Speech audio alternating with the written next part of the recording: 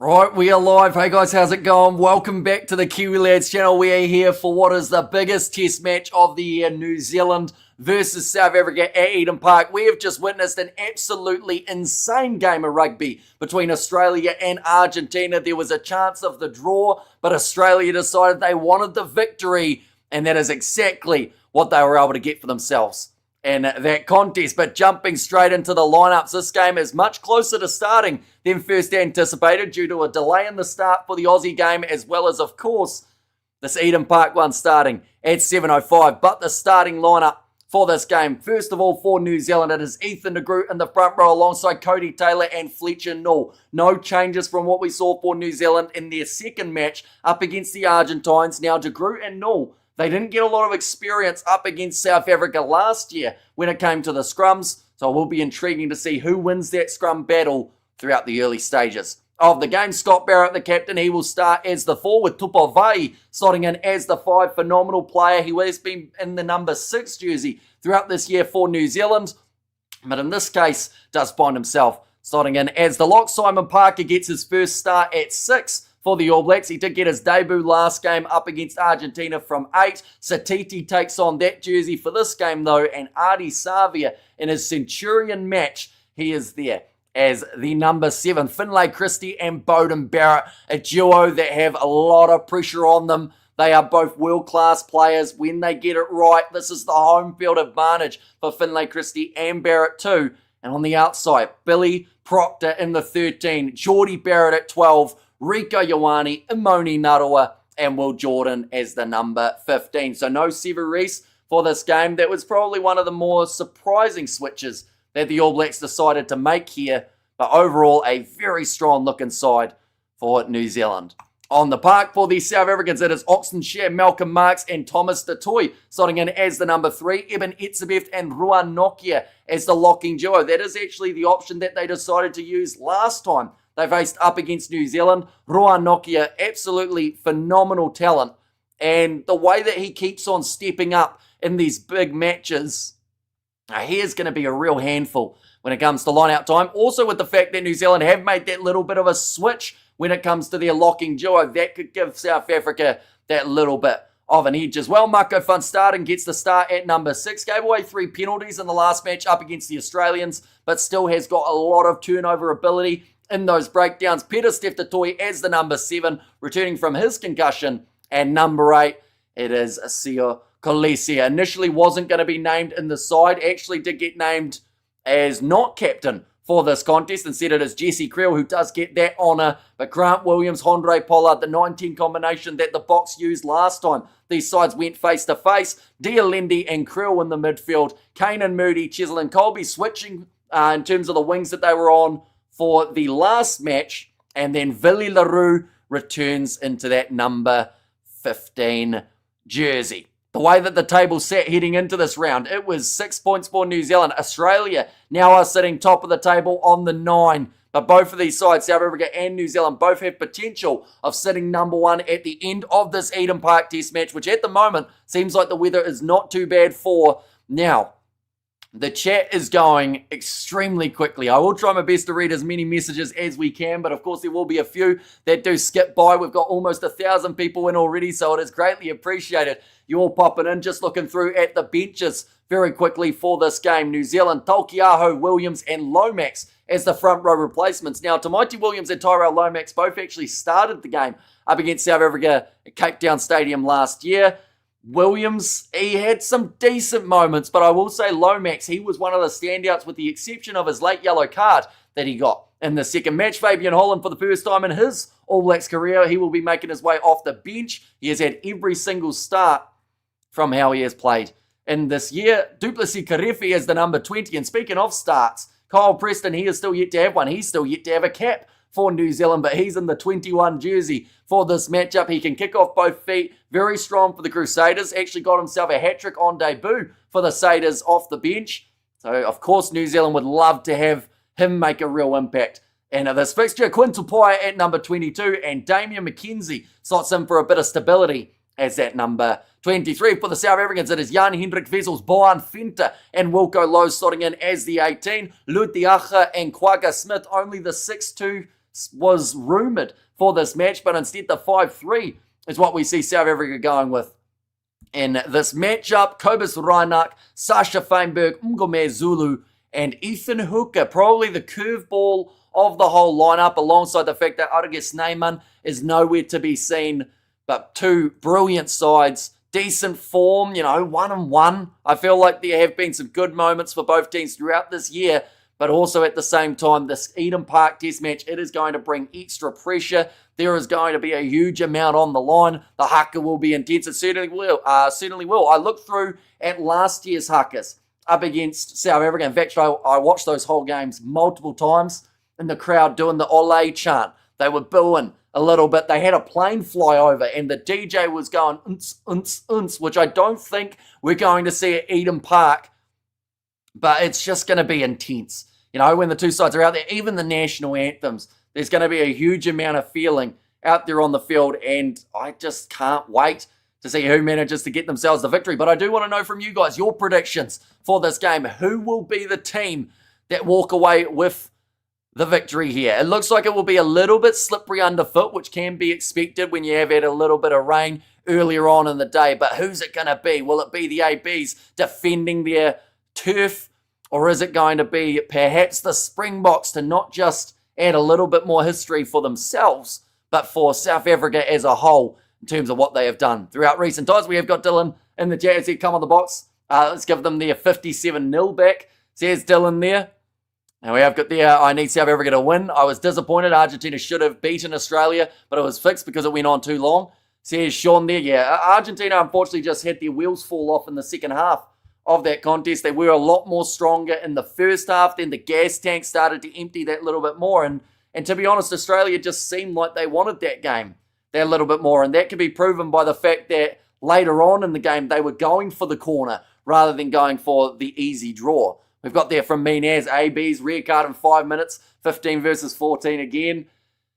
If it happens, who do you think it's going to be? I know that these two sides have had a bit of ill discipline last year for the Rugby Championship, both leading the way in terms of the amount of yellow cards that had been awarded. South Africa getting themselves 7, New Zealand doing the same. This year so far, though, New Zealand have 5 across 2 games of rugby.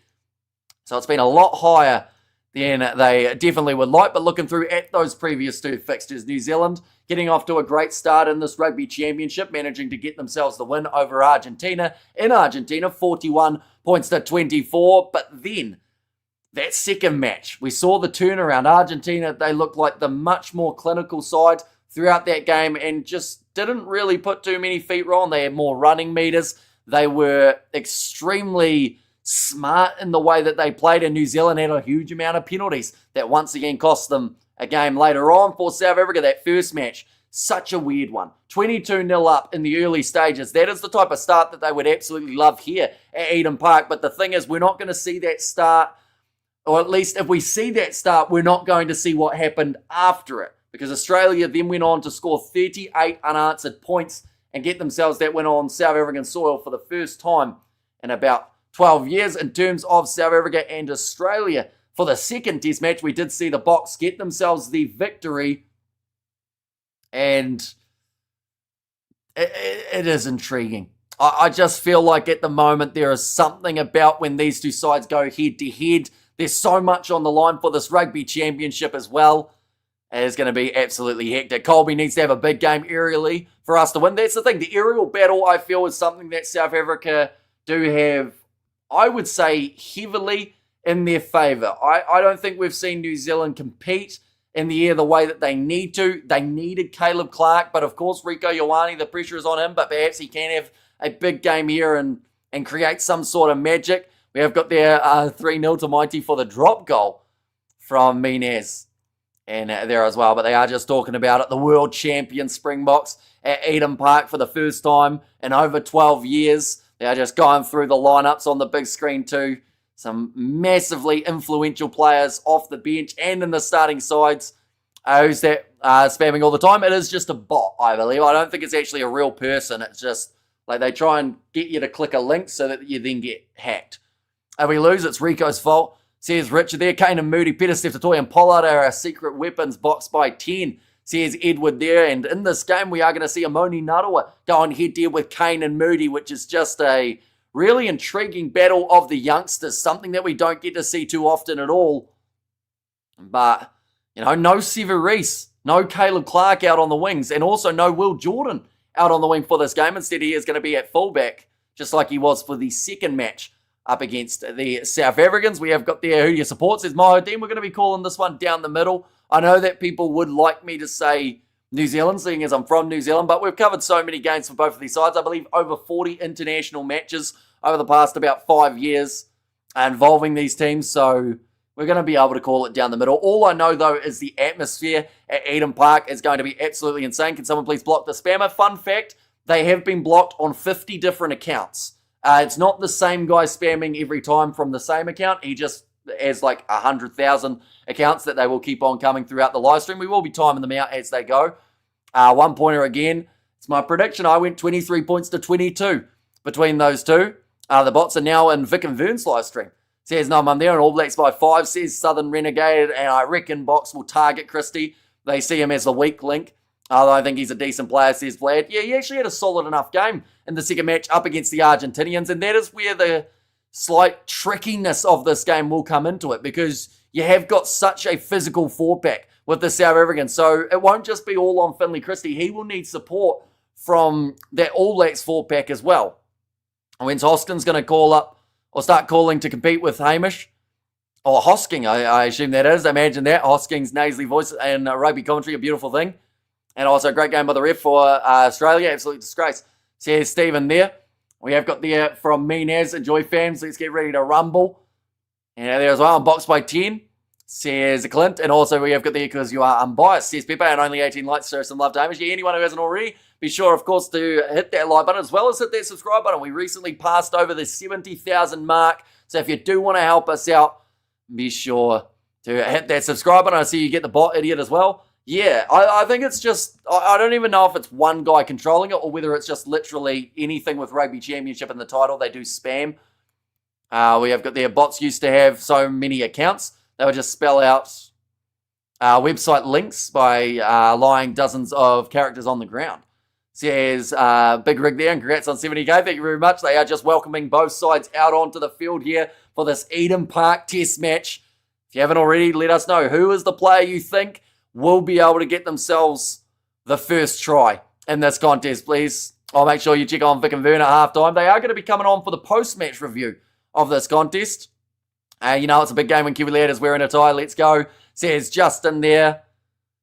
And welcome to the field now. The Springboks side, we might as well look through at their starting lineup once again because it is absolutely world-class from start to finish. In the front row, Ethan de Groot. He will be alongside Cody Taylor and Fletcher Newell in that number 3 jersey. Scott Barrett and Tupavai, so a reshuffle when it comes to that locking duo for New Zealand. It's a bit of a risk, definitely doing it at this time when you are pretty much defending a 50-match winning streak. You got Simon Parker as the 6, Artie Savia at number 7, and Wallace Satiti. He will be closing out the 4-pack, slotting in as the number 8. Finlay Christie and Bowden Barrett in the 9-10 duo for this match. It is their home field up against the Springboks here. Geordie Barrett and Billy Proctor in the middle of the park with Rieko Ioane, Imoni Narawa, and Will Jordan at number 15. But Jesse Creel, he will captain the South African side, who are as follows: Oxton Share, Malcolm Marks, and Thomas Detoy as the number 3. So no changes for either side in their front rows compared to what we did see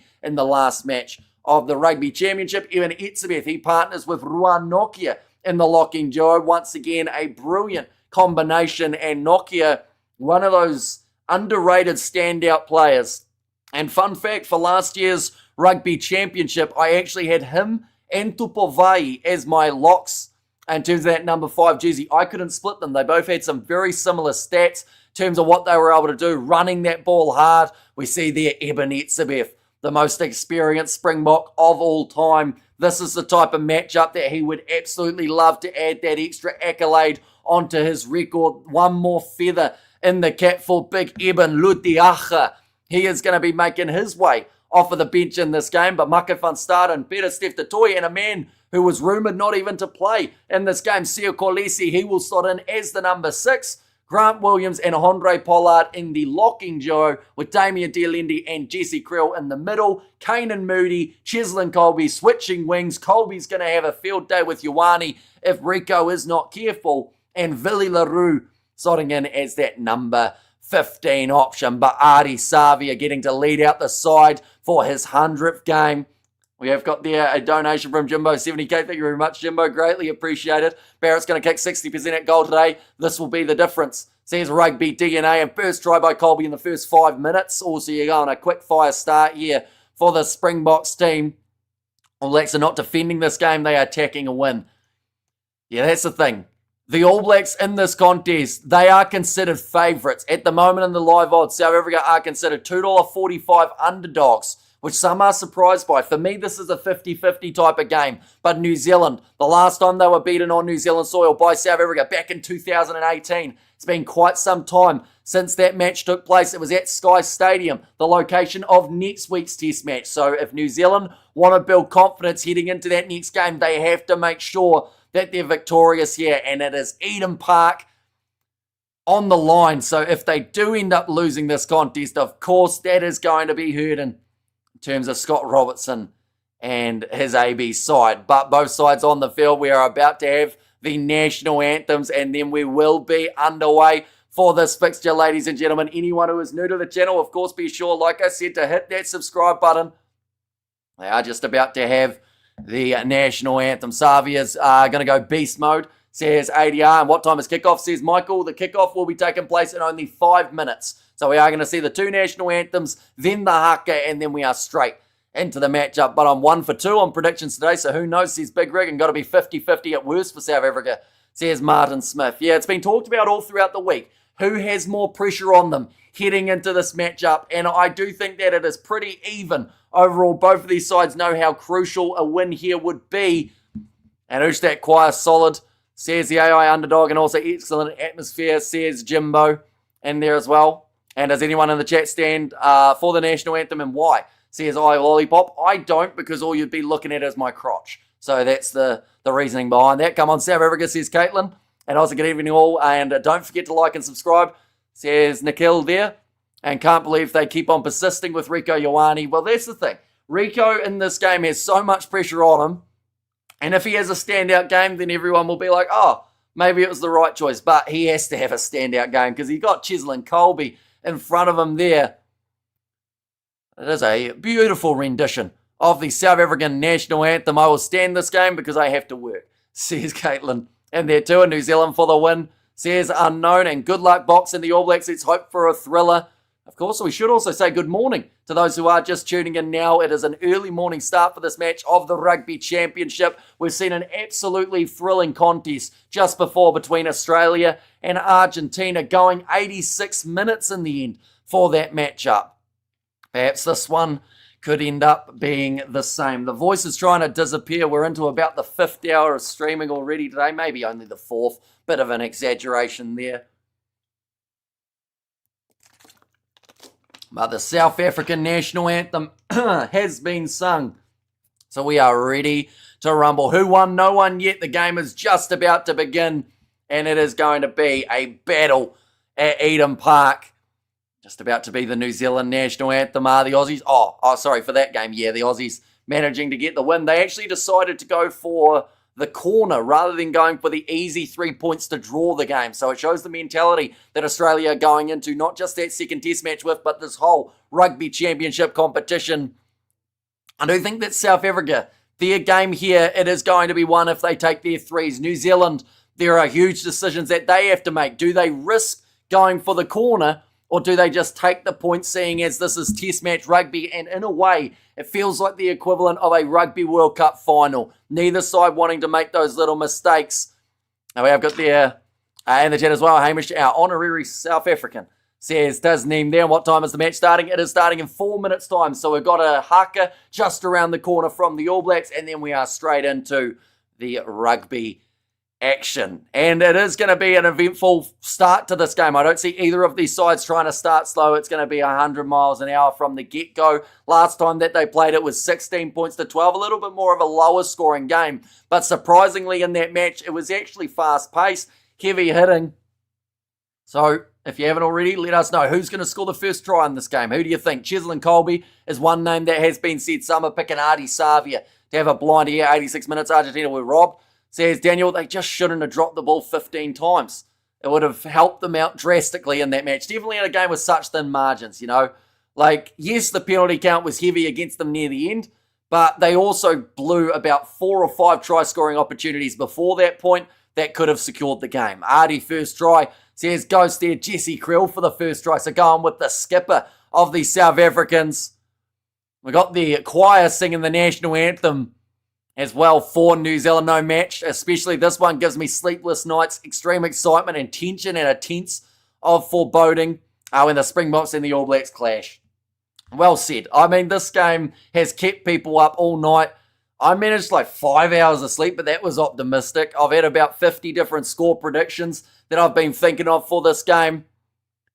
But Ardie Savia getting to lead the side out for his 100th game. Some would say he should be the captain anyway. Cody Taylor first try off a maul for New Zealand. And the thing is, Cody Taylor as well in that last match up against the South Africans, he was absolutely phenomenal. Went off early with a bit of a head knock in that game, but just seems to be able to go from strength to strength when he is out there on the field. And this is the type of game where if there was ever a time for Cody Taylor to step up and be playing at 150%, it has to be the game at Eden Park. The All Blacks doing the haka. Eben Etzebeth, Seal Kolisi looking focused, looking determined.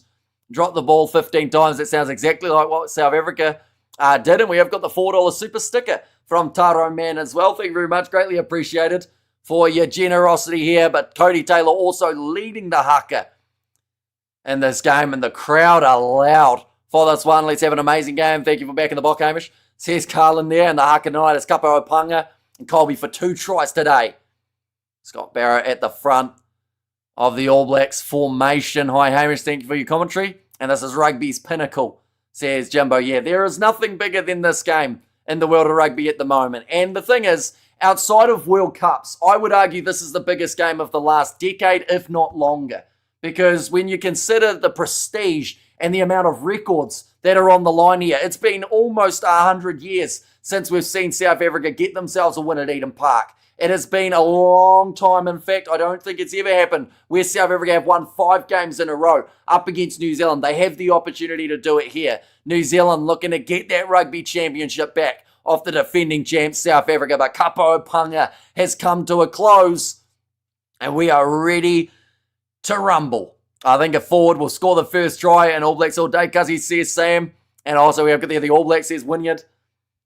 And there as well. But the passion on the faces of not just the All Blacks, but the Springboks as they look down the barrel of the All Blacks shotgun here to Mike D. Williams. He will make his way off the bench. There are some hard hitters who will get to be fresh later on in this match. But the starting lineup's world class from start to finish.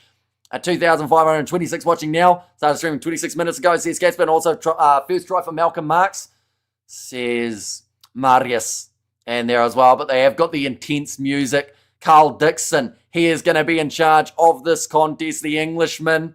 He has ref 4 New Zealand games before, and never has New Zealand received a yellow card under Carl Dixon from those matches. Brett Cronin, the TMO, he is the one that a lot of people from both sides are looking at in this matchup to see what we're going to get throughout this 80 minutes, but it looks like it will be Andre Pollard to kick this ball off. Consecutive wins or consecutive undefeated test matches at Eden Park, 50. 2 draws throughout that time, 1994.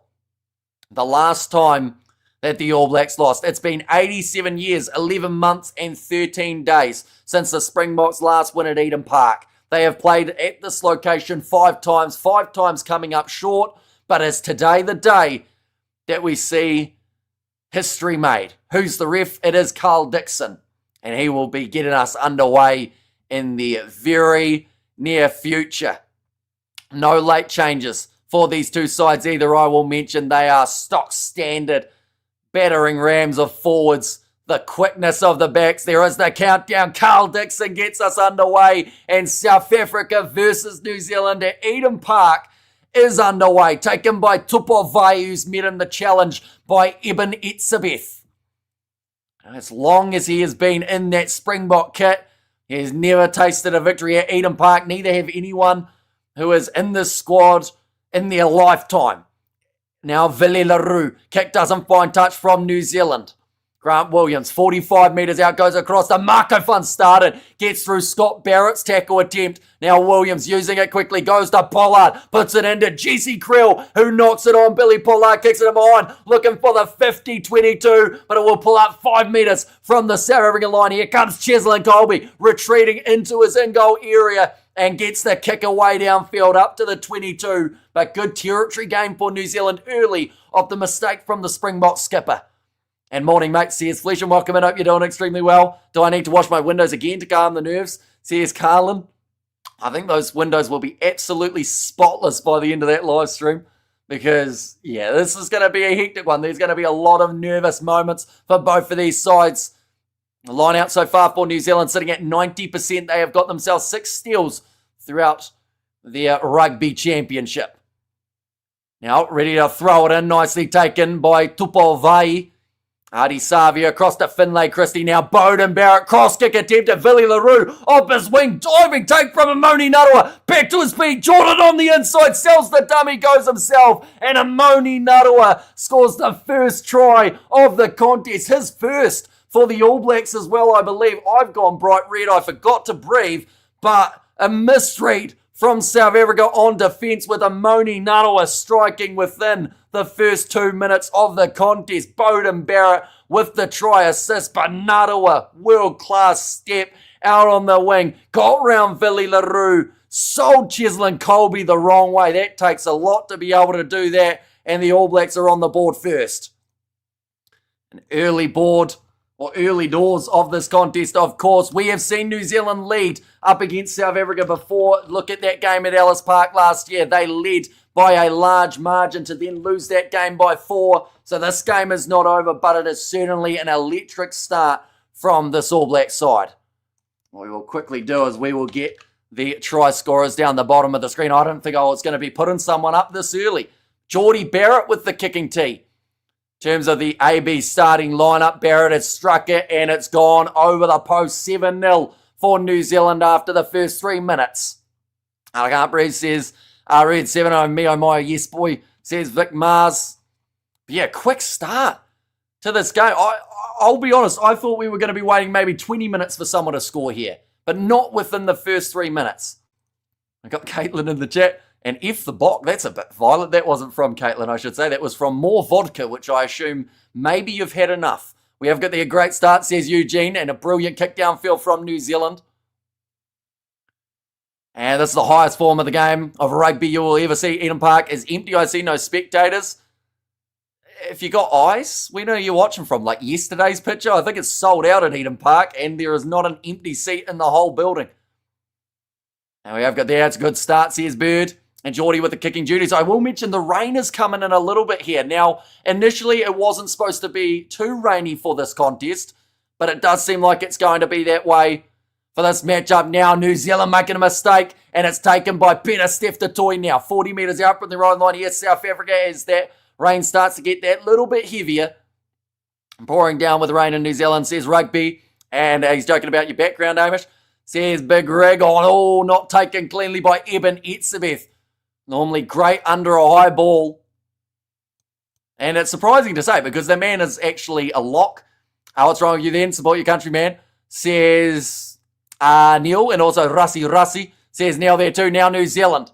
Tackle towards the sideline. Marco Fun started. Got the clean steal. He's known for it in terms of getting in those breakdowns and creating that impact. Oxney Share with his fancy new haircut. Does hit the ball up. Nuttall was down with an injury here, ladies and gentlemen. 3 minutes into the game, he's already scored a try, but he has not moved. And just this recent while now, Bowden Barrett colliding in the air. This one's getting slippery. Now step from Savia, knock-on advantage in favour of New Zealand. Van Staden can't quite get the steal.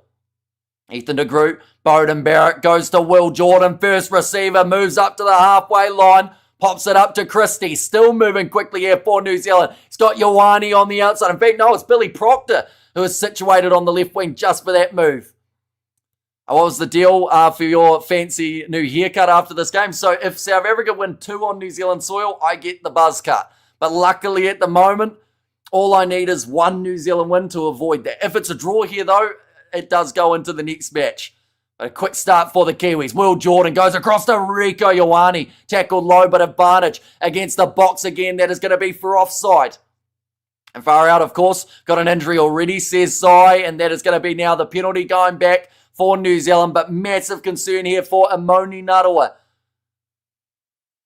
They've said there he hasn't been able to regain his feet. He could be out for the season. We're going to see him try and stand up. It's something in either the ribs or it might be leg here. They're going to take on the shot at the post, New Zealand. So maybe learning from the mistakes that they made last week. But slapping it back. That knee's buggered. Or was it? Oh, no, they're saying knee in the ribs, in fact. No, his knee's fine. It's heavily strapped. But if it's the rib injury, is he going to continue here? He's playing just his 4th test in 4 years for New Zealand. Mackenzie's on the field. So they've had to make the early switch here. What does that do? I assume Will Jordan moves to wing and Mackenzie moves maybe to fullback. I'm conflicted on if I want the win or you're here to stay intact. I think the here to stay intact is the better option out of the two. The weather in New Zealand today is as bad as Ireland. That's rough. Now Geordie Barrett kicking this one, striking it well. Misses away to the right-hand side though. So, miss 3 for the Kiwis. I don't rate D-Mac at fullback, but New Zealand, they're going to have no options. They have to make the change. What is the score? 7 minutes in at the moment, and it's 7-0 in favour of New Zealand. Like they're saying, Will Jordan moving out to the wing now. So having to make that early switch for New Zealand, which is a massive shame for Amoni Narawa after how he has gone. Geordie Barrett. In fact, that time it was Bowden on the halfway line. Finlay Christie goes across to Wallace Satiti, tackled low by Thomas Tatoy, getting the big opportunity to start in that number 3 jersey. Now Finlay Christie told to use it. Kicking it up high, strong start for the ABs, and rough fortune with the injuries here. Massive shame. Will Jordan, that's going to be the penalty. Going in favour of New Zealand for obstruction against South Africa. This one is once again a kickable 3, but it's a bit closer to the sideline. They may consider looking at the corner here from this angle. And Box will play a dirty tackling game, says next. And to be fair, it's pretty wet out there at the moment, so there will be slips and slides. There will be a couple accidental shots that come in. Yes, Jordan on the wing, 3 tries. Fun fact, no New Zealander has ever scored 3 tries up against the Springboks. We've seen a few times where they've scored 2, and no one's got 3. So that was Peter Steph-Tatoy blocking the running of Will Jordan. Billy LaRue not happy about it either. Almost 10 minutes gone already. Hot damn, this game's going to absolutely fly by. Cody Taylor ready to throw it into the front. Nicely taken by Scott Barrett. He went for a pass to Tupavai rather than the rolling ball. That was a massive mistake from the All Black skipper and a brilliant kick downfield from Grant Williams. A bit of a miscommunication there for the New Zealand line-out. Seemed like Barrett had different intentions to Tupavai. Oh no, to be fair, Vai put his hands up. He said, yeah, give it to me. So I think Vai probably the man who did make the mistake there. Rico, player of the match, says chill there. Oh, a bit of a handling error. It's gone backwards for Wallace Satiti. Picked up by Savia. Goes to Geordie Barrett, who will sink the slipper down the middle of the field. Finds a bit of open space. Awkward bouncing ball. Kane and Moody as a fumble, but manages to regather. And now running the ball back. Big shot from Savia and Satiti. 40 metres out from the line. This is as far up the field as South Africa have been throughout this match. Going on the outside to Seal Kolisi. Almost got the pass on the inside to Billy LaRue. Now Grant Williams to Oxenshire again. Tackled by Fletcher and all. Those two will be going head-to-head in the scrums for this match. Rough pass from the box. Goes backwards. It's loose. Billy Proctor tries to get back up and counter-ruck for New Zealand. Ball being out onto by South Africa just on the side of the breakdown. Now Grant Williams under pressure here. Looking to slow it down. Go off to the right-hand side to Malcolm Marks. It's been a hectic start to this game. Already 10 minutes down in this matchup. Grant Williams now to roll it back. Last time he played up against New Zealand, he did get a free kick against him, but taken too long. Partially charged down by Scott Barrett. And it will be a Springbok line out round the halfway line. As a neutral, brilliant match so far. Yeah, it is certainly living up to the expectations. Where's the ball? 45 metres out from the Springbok line. The Springboks have got the line out. Wet weather good for who here? I think it doesn't really benefit either team, to be honest. No one likes a wet game, but it's what we're going to have here at Eden Park. The rain was supposed to slightly stay away, but it doesn't look like that is going to be the case here. It is going to be wet. There's a little bit of wind too, I think about 20 kilometres. We have got there, we're on the field, Smarty. Like I said 45 metres out from the Springboks line. Listening not working, but now 45 metres out still from the Springbok line. Finlay Christie tries the low pass, has gone low and awkward for the All Blacks, and the steal for Damien Dialendi. We have got there, we need some Odo, says Pepe. Oh, that one smacked straight into Mackenzie's noggin. The kick in behind from Kane and Moody. And I love this commentary, says Mr. G, but it will be now around the halfway line. Another opportunity for, I think they're talking about Andre Pollard and the way that he is moving, but it is the penalty against Bowden Barrett. It will be the Springboks ball. We have got their box. I had a bad feeling. They're not out of this game, though. There is so much time left in this Eden Park Test match. And to make you feel a little bit better, in terms of last year's games up against New Zealand, South Africa were down at halftime and they went on to win. They were also down by about 11 points and went on to win. Yeah, Kane and Moody just booting that ball straight at Damian McKenzie, knocking it into touch. Now, line-out chance here. Malcolm Marks, 22 metres. Oh, Ethan de Groot getting told that he is closing the gap, to which he just looks at Carl Dixon and then closes the gap anyway. I love the commentary. Says Leslie, thrown in by the box. Nicely taken. Grant Williams goes across to Damien Dialendi. He is a player that you have to take down early. Grant Williams, the middle of the field line out. Coming in from, it's an advantage. Oh no, in fact, my apologies. There's a knock-on from South Africa. The different tactics from Rassi, and it backfires. Tupavai, read that like he wrote the book. Don't commentate unless South Africa are doing well. We don't want to hear all these All Blacks tries. Okay. It wouldn't be the same, would it? Because they just had a very good moment in that rolling ball. New Zealand managing to steal that ball at a crucial moment. And Tupavai, like I said, doing very well, noticing it early. Good try, is a good try, says Paul. And we run out of puff, says Pepe there. That was what I was thinking, to attack the midfield line out. And I says innocent anglerfish. And now will be the scrum feed for New Zealand inside of their own 22. This is the first scrum of the day. South Africa pack weight advantage. 941 kgs compared to the 919.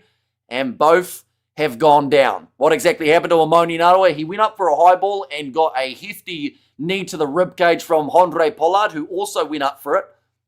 So, there was nothing cynical in it. It's just two men going for the ball, and one man did not end up with a sore rib. So, Mackenzie is out there on the park. We have seen a bit of a transition and a reshuffle for New Zealand. Like to watch the game, says Eric. It's available on SuperSport, Stan Sports, Sky Sports in the UK. It's also on, what other options we got? I think it's on Flow Rugby. It might be on Paramount Plus.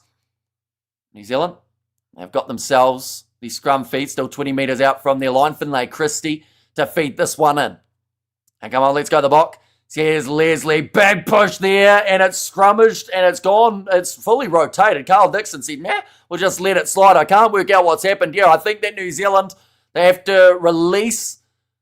I want to say that was Simon Parker. Almost became an unplayable. That was one of the ugliest breakdowns we have ever seen.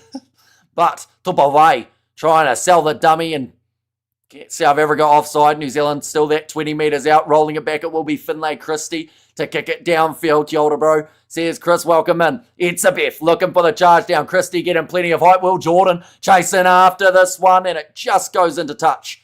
South Africa 40 metres out with the line out. Who has possession and we're on the field. I think if you just listen a bit more, Neil, it might help. So we just said that. We have got there, go the Bok, says Bernadette, and huge scrum for the Springboks, says Paul, and come on the Bok I have. Faith, says Bernadette there. Now line out throw for Malcolm Marks. My Steinlager tastes awesome, says Sky City. Nicely contested by Simon Parker, but claimed by Ruan Nokia. Was right up there in terms of the most lineouts won by any player in last year's Rugby Championship. Now the rolling ball starting to move forward here for the Springboks. I think Simon Parker, has he gone through the middle? He shut it down. He's kept that ball in there. And New Zealand get themselves another scrumpy. Rassi is not happy about the joining of the ruck or the maul. Who is in possession, those Springboks or the All Blacks? So when I say Springboks players' names, they probably have the ball. And when I say New Zealand players' name, they have probably got it. We have got the high side, it says Danielle, and also great defence scrum for the Springboks, says Paul.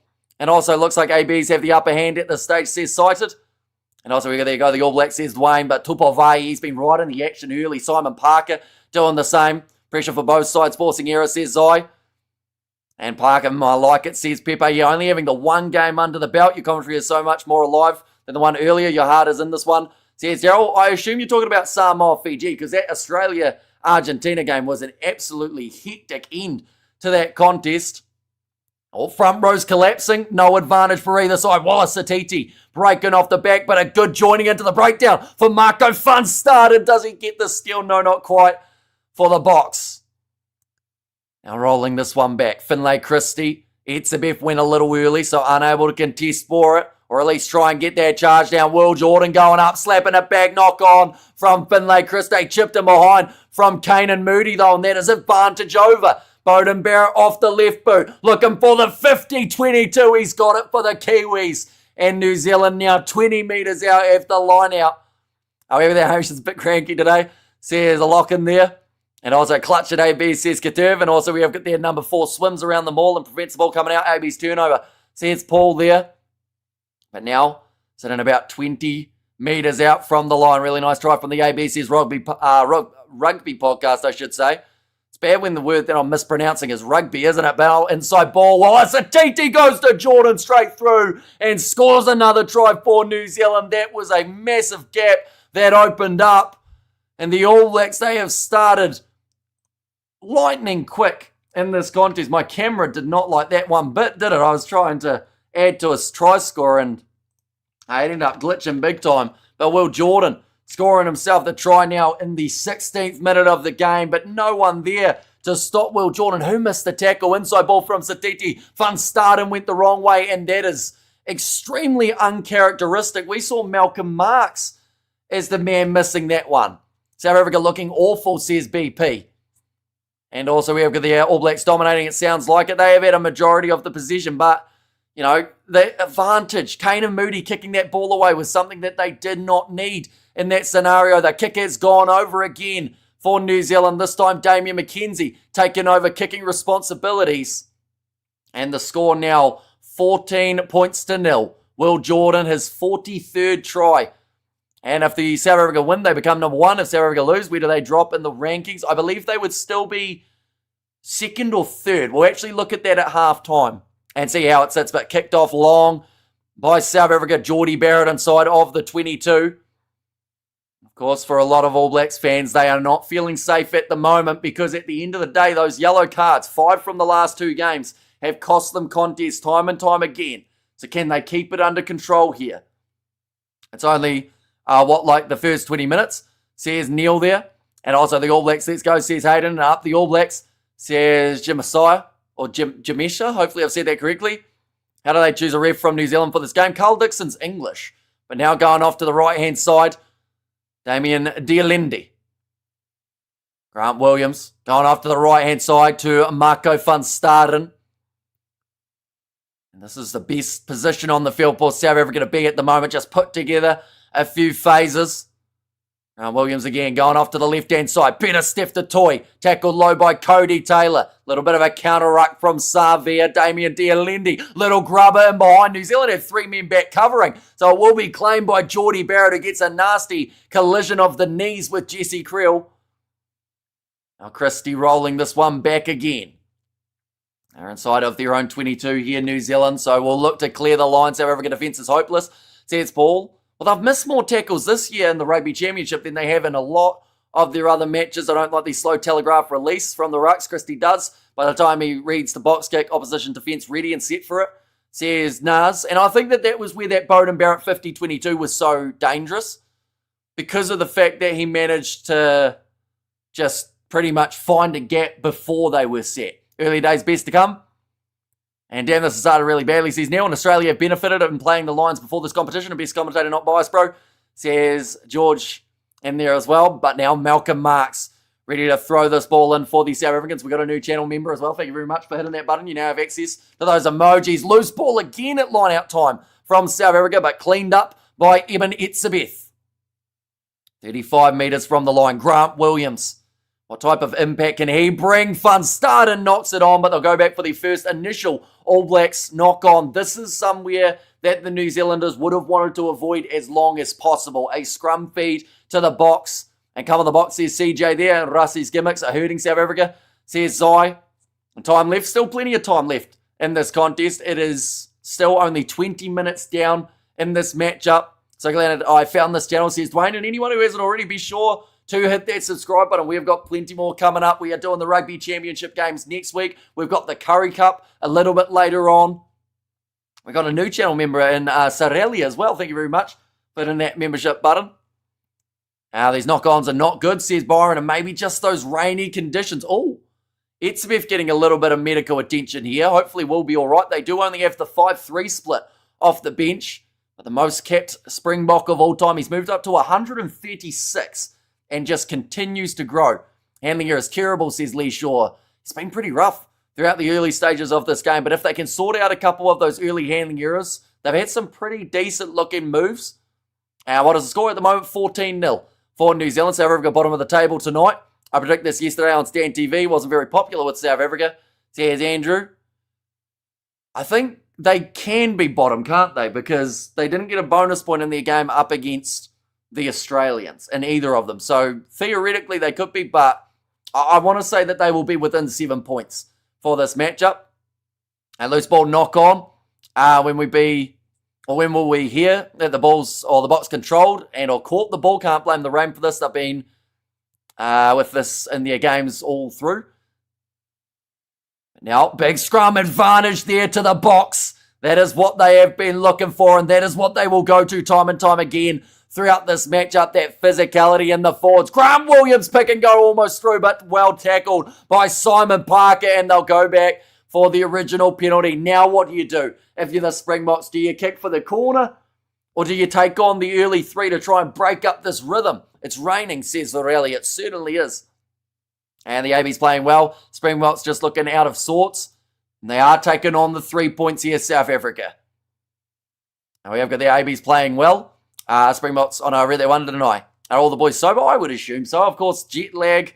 I'd like to think that it wouldn't play a factor in this, as they've been in the country for a little while, but they always say it is tougher to fly from South Africa to New Zealand than it is to fly from New Zealand to South Africa in terms of the time zones. But no, I think this has just been a little bit of I want to call it a shaky start from South Africa. Just not quite finding their rhythm as of yet, but that does not mean that they can't throughout this match. Holy Smoke missed some minutes. And Andre Pollard straight down the middle. And that is going to be now the penalty. Going over 3 points to 14. We have got there, should have gone for the corner. Although you can understand why they wanted the 3, just to get something on the board. You know, this has been an onslaught from New Zealand in the way that they've been playing early. So to have some sort of points is more than a bonus. If it's raining, watch us change gears, says Zai. 42-10 for the Kiwis, says Michael has the prediction. We got a new channel member as well. David, thank you very much. You have got access to those emojis that you do see in the chat. Zealand Colby, first touch of the day. He's smashed by Ethan de Groot. Loose ball picked up by Damien Dialendi, who slips over and loses his forward momentum. Or does he? He does a forward roly-poly and keeps on charging. Now Grant Williams looking off to the right-hand side. Looked like he was going to consider going for a pass there, but instead we'll send it up high. Eben Etzebeth slapping it back. Finlay Christie managing to claim it for New Zealand, though. Around the halfway line, Artie Savi off to the left. Wallace Saditi tries to step, tackled by Cheslin Colby low. A little bit of pressure coming in the breakdown from Sia Khaleesi. Points, please settle the nerves, says Daryl. Yeah, exactly right. Just get some sort of something on the board, you know, to give them that bit of extra confidence. That ball's kicked high. Andre Pollard, beautiful take from the experienced first 5.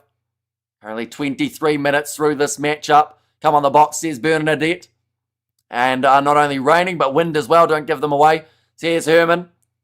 We have there, why are you wearing a tie for a rugby stream? Says Owen, must be first time here. We have worn the tie for any of the big matches that have taken place around the world. Well, Jordan doesn't take it cleanly, and the penalty taken out Zealand Colby as he was chasing through.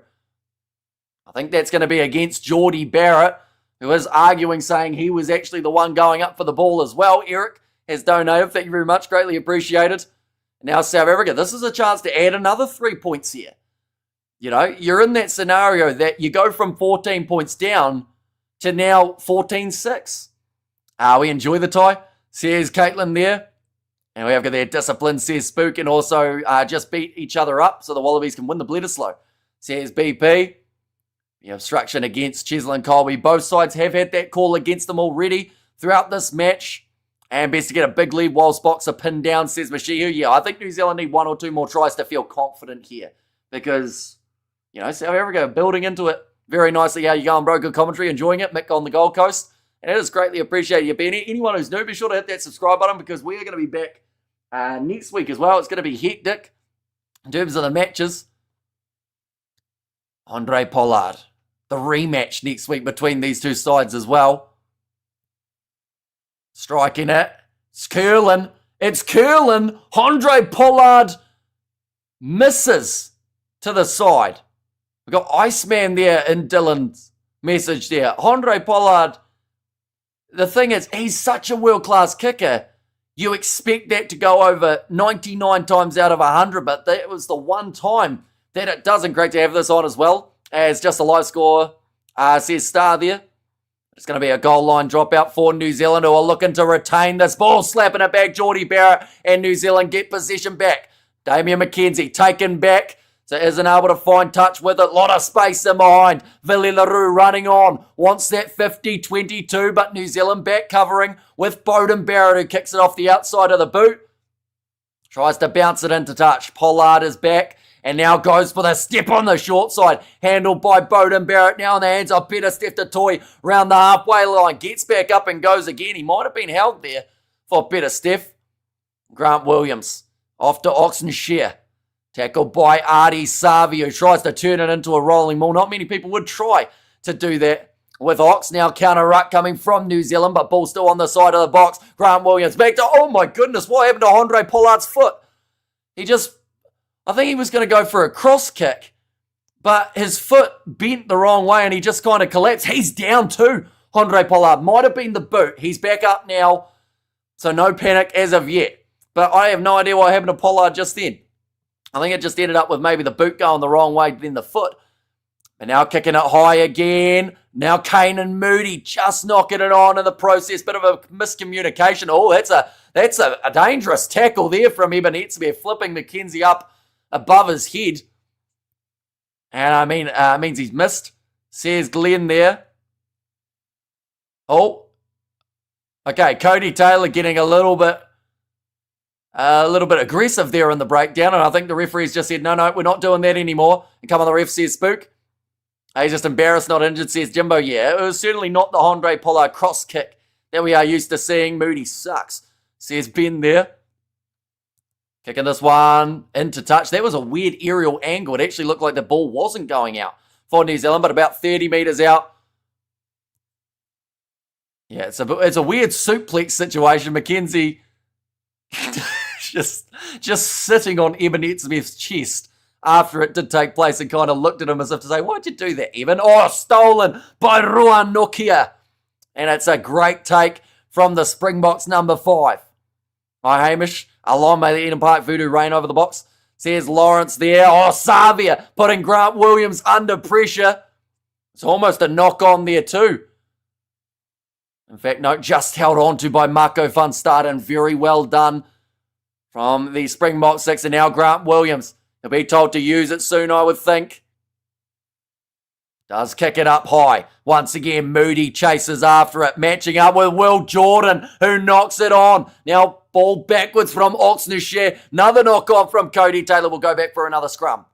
And get him, Cody. Says Sky City. Heavy tackle on McKenzie. AB's warned about chirping the ref. Says Paul. We're getting bullied, says Dylan. Although somewhere that the Springboks can certainly bring their physicality and kind of get some back up against the All Blacks has to be in this scrum. We'll see one advantage of one scrum for South Africa so far. And nearly some handbags there, says Paul. Right, we're seeing a little bit of medical treatment. I think that's for Roa Nokia. Might have stayed down. Now, he did get, oh my goodness, his face is mashed. It's just a bit of blood. He actually had that last time he played up against New Zealand, and it's kind of bleeding there as well as down there. Now, I think that down there is why there's blood up here. Maybe. But yeah, just getting stitched up at the moment. What is the field position? They'll be about 40 metres out from the line for the Springbok scrum on the near side of the field. So definitely a kickable free if they do manage to get themselves the penalty. Now we have got there, what's happening, says Roof. Currently, bit of a stoppage. We need Wayne Smith. Get our team firing, says Glenn. The Boks are winning the territory battle, says Rodney. Yeah, I can't think of many games in recent times where New Zealand have actually won a territory battle up against pretty much anyone. Sounds harsh to say. Have All Blacks gone off the ball, says Nicky. Well, at the moment they don't have the ball. It will be South Africa who have got themselves the possession.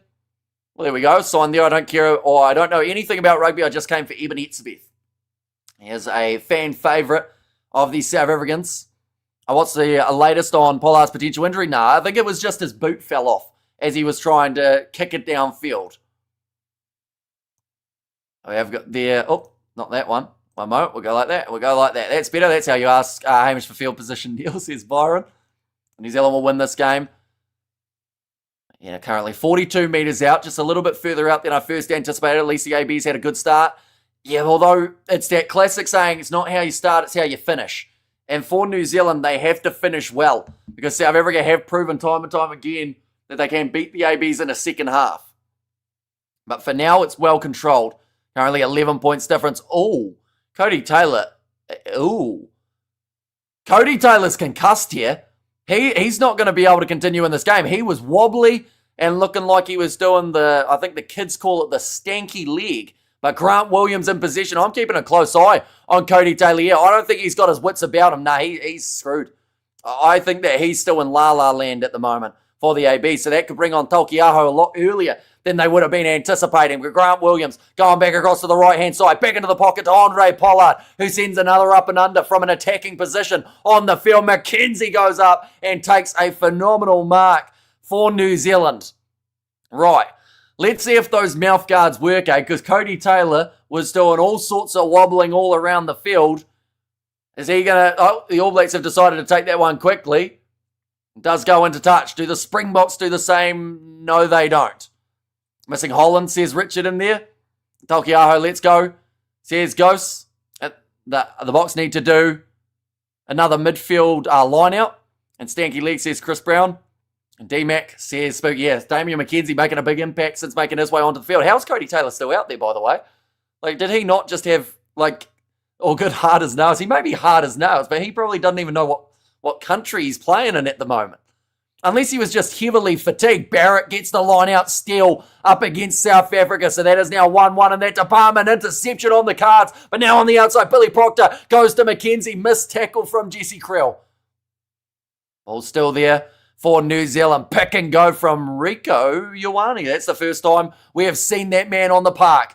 Billy Proctor back across to the left. Beauden Barrett shovels it on to Simon Parker for his starting 6 debut. Of course, he did play 8 last week, but getting the chance in the blind side for this game. Beauden Barrett across to his brother Geordie, tackled low by Damien Dialendi. World-class defence is really what epitomises that man's game alongside the Steels. Oh, that was dangerous from Artie Savia. Went with a chip in behind, charged down by Andre Pollard, but luckily for him, the ball finds touch.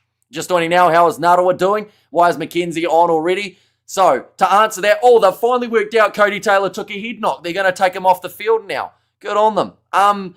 At this point, Amoni Narawa had the best 2 minutes of his life in the first 2 minutes of this game. He scored himself the try. About the 3rd or 4th minute, he took a shot on the ribs and he's off the field for Damian McKenzie. But the change has taken place. Cody Taylor, in his 101st match, they are going to replace him with Samisoni Taukei'aho. And I can tell you right now, that man's not returning to the field. He was all sorts of wobbly, and there's no way that he comes back. They're not even doing an HIA. They've just decided to put him straight on the bench now. Now taken by Tupawai. in the line out. Finlay Christie across to Bowden Barrett finds Savio once again is tackled by Pollard and Dialendi. Christie off to the right hand side finds Simon Parker. 2-man tackle on him by Williams and Etzebeth popping it up there. Bowden Barrett set up by his brother with a hospital pass. And now Satiti offloads on the outside to Jordan. Tackled by Marks on the chest. Tokiara, beast good. Says Sashi there, bit of a counter-ruck coming from the box, but not quite able to get the steal. 32 minutes through in this contest. Fletcher all chopped down by Van Staden. Now again, Christie going off to Artie Savia. The All Blacks not really going forward at the moment here from these last few phases. They are up to 5. Now the All Blacks has taken this one. The Box cannot beat the All Blacks on their turf. Eden Park is a fortress of 50 unbeaten games. Says Evans. And now rolling this one back. Now Finlay Christie will set this ball to go high. Does kick it in behind. Chasing after this is Will Jordan. Looking to go up for it again. Does end up knocking it on.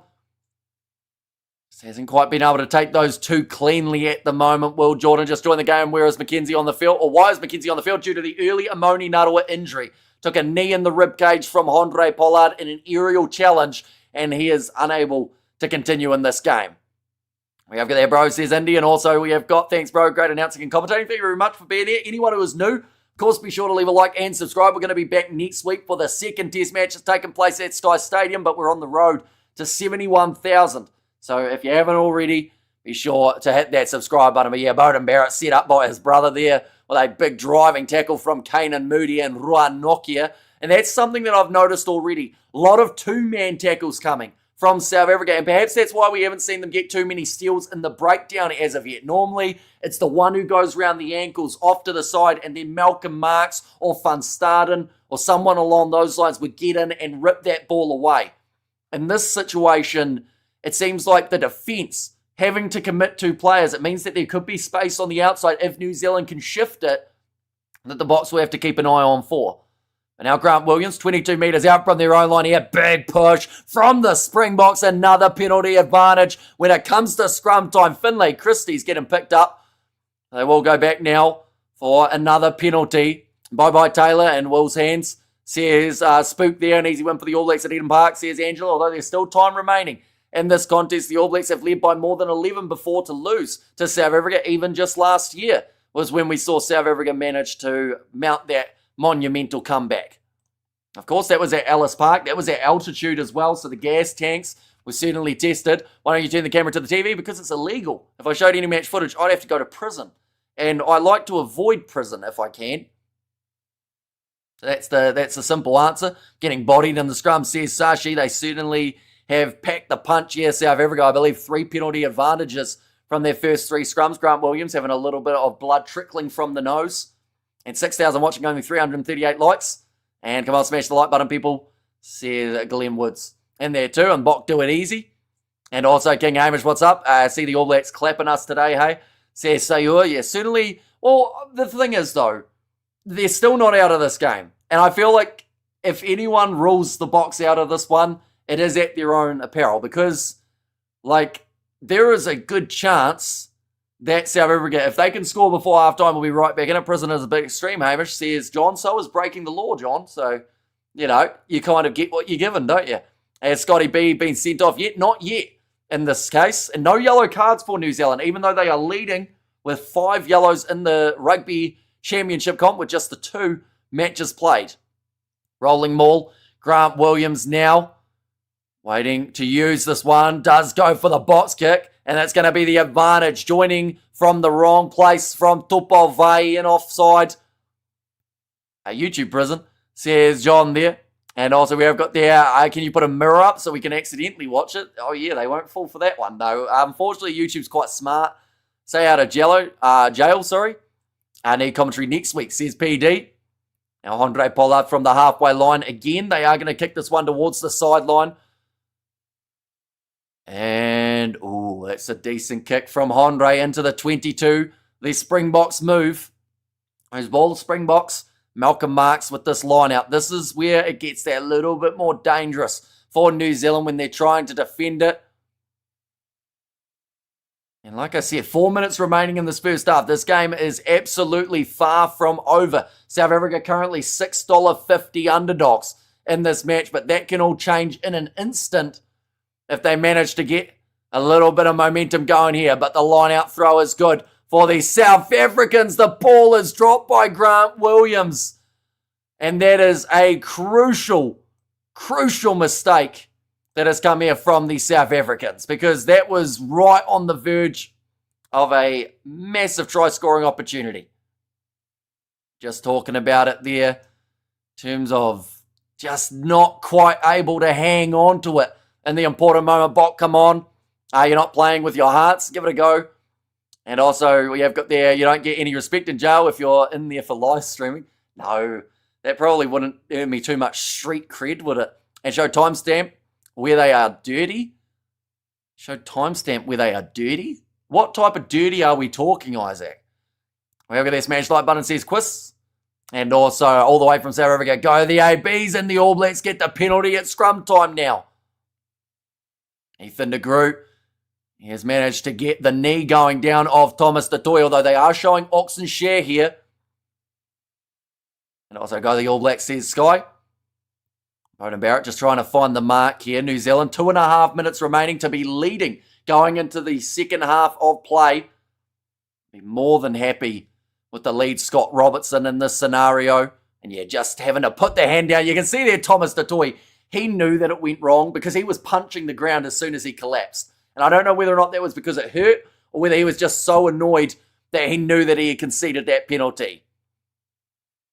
And now, Finlay Christie, cross to the left-hand side to Billy Proctor, skip past to Beauden, now finding Rico. What happened to Chislin Colby there? It looked like his knee gave way too. There are a lot of slips going on out there on the field. Short ball to Ethan de Groot. Kolisi looking for the jackal, well protected from Scott Barrett. Tupavai offload to Finlay Christie, bit loose, but massive shot coming in on Wallace Satiti. His knee will definitely be tested. 90 seconds remaining.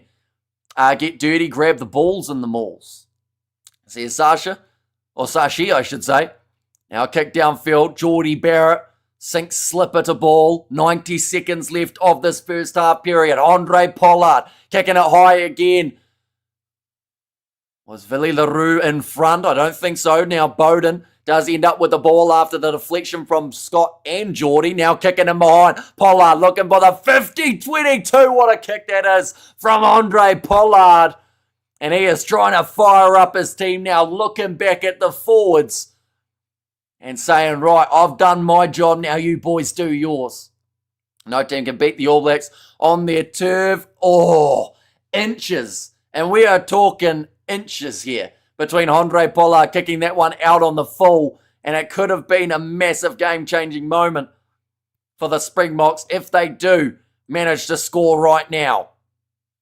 It's getting ready to be thrown in. Taken too long. Oh, Malcolm Marks pointing at the ear, saying, didn't hear you. I assume that's to one of the Springboks in terms of the call, but it's not normal for the Springboks. Normally they would be all over that rolling ball, but that is a golden opportunity. Not many times, do you see a side have a 50-22 that they then don't even throw the line out in for.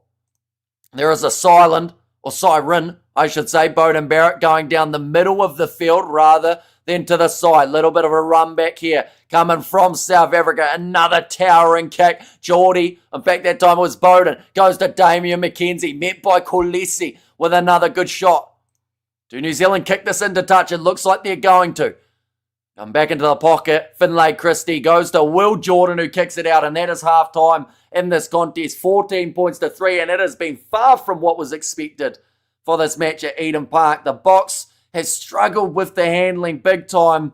Ball's not really sticking in the fingers. Few penalties, a few mistakes in the line out. We have got there 14 to 3. Let's go, says Isaac. And also, what a game, says Red 7. Yeah, it's been hectic so far. I do think that the All Blacks have the edge, but I also do think that the South Africans are more than capable of coming back into this game in the second half. Is it a proper Springbok team if it hasn't got Duplessis in it, says Glenn Woods? I mean, we've got a Duplessis in the 46 men who are playing. It's just Duplessis Karefi for the All Blacks. What is happening with the Boks, says Wayne? Just handling errors, hurting them majorly throughout that first half, and I don't know, their defence was also a little bit questionable. We have got there, the ref gives a free kick to the ABs, took too long to put it in because couldn't hear the call. And also the Freedom Cup has an All Blacks hand on it, and South Africa will drop to third. Says Novmum in the overall rankings. And how's Bowden playing? Bowden's been solid. I think that he got a lot of stick heading into this game about whether or not he was the right choice, but I think honestly, so far he has been one of the better players out there on the field for New Zealand. He's controlled it. McKenzie coming off the bench for the injury of Amoni Narawa seems to have changed this game around. Mark's not good, which is crazy to say, isn't it? We're talking about Malcolm Marx here, one of the best, if not at times the best hooker in world rugby. It's just looked a little bit flat in this game. But like I said, this game's not over. And I want to keep on reiterating that. We saw in the first round of the Rugby Championship, Australia were down by 22. They went on to win that game with 38 unanswered points. South Africa are only down by 11 points here. So they are far from out of this contest. Looking at what happened last Rugby Championship, half-time in the first match between New Zealand and South Africa, it was 12 points to 11. And then from there, we did see New Zealand have themselves a 10-point lead over the South Africans that then became a 4-point lead at the end of the game in favour of the South Africans. You mean Foodie Cody? Or Cody Taylor is? Says Andrew. Well, Cody Taylor will not return for this game. He took that knock on the head. I couldn't believe that they didn't find him earlier on after that head knock. And it just shows that the mouth guards being receptive to head knocks is just a bunch of BS per se. We have got that. Come on, Bok Butts. Says Caitlin, I actually got called that earlier on in the live stream, and I all but replied with something like brew or soster. Soster, isn't it? It's with a U. And South African, we have got there. Hi, Annie. Says Lilia. And also, what a first half. I feel like I've had 5 coffees, super energized. I can't believe how quick this game's going, to be honest. Like, that game between Argentina and Australia was such a smooth flowing one. And now we're in this situation here. How this game's almost over. And I don't want it to be over. I'm going to wear a New Zealand shirt, says Tyrone there. You could do. You know, was it you had to wait for that first half to make sure that maybe they would end up going, all right, my head looks like a rugby ball and I get tackled a lot, says Stephen. In what way does it look like a rugby ball? Is it sideways like Stewie from Family Guy or upright like Bert from Bert and Ernie? Bert's got a funny shaped head, doesn't he? Bert and Sesame Street. We go like that. Oh, that is a shout, to be fair. I just Googled Bird and he got that rugby ball head. We have got they're going to be tough, says TP. And also, Hamish is neutral, says Spook. And Mark's number 1 hooker, no argument, says Floyd Kingy. I just shaved my balls, says Jared. Good on you, mate. You know, you'll feel a little bit more breeze. And, you know, you want to cool down the body a bit more for this match, I would think. Bring on the bomb squad. The thing is, though, the bomb squad doesn't theoretically exist in the same way that it normally would. Because it's a 5-3 split here for the South Africans. I wonder if they saw that half again, or they knew what was going to happen in this first half. Would they want to have an Argus Neyman or a Franco Mostert for a bit more grunt, maybe an extra loose forward in the mix? I think that Ethan Hooker, he's going to be under huge pressure as a young player to try and go out there and make a mark for New Zealand. They've already made McKenzie out there on the field, Tolkiaho too. They do still have the youngster on debut though, and Kyle Preston is another option. We have got there, you look like Hamish, says Spook, and Marks are not looking the best hooker, says Kern. I reckon this game is stressing me out, says Strawberry Cow. And there too, that's quite the fun name. Turn camera on the game, says Charisse. Sadly, that would be illegal, Charisse. So I can't do that, but I can tell you where you can watch it. Sky Sport, Stan Sport, Flow Rugby, DSTV, maybe Paramount Plus. We'll just name random broadcasts. NBC surely got that on. Well, they do have the Women's World Cup anyway.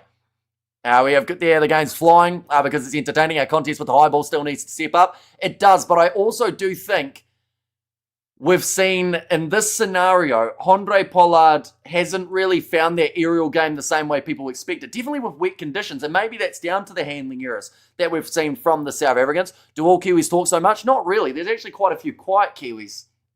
I'm normally one of them outside of rugby.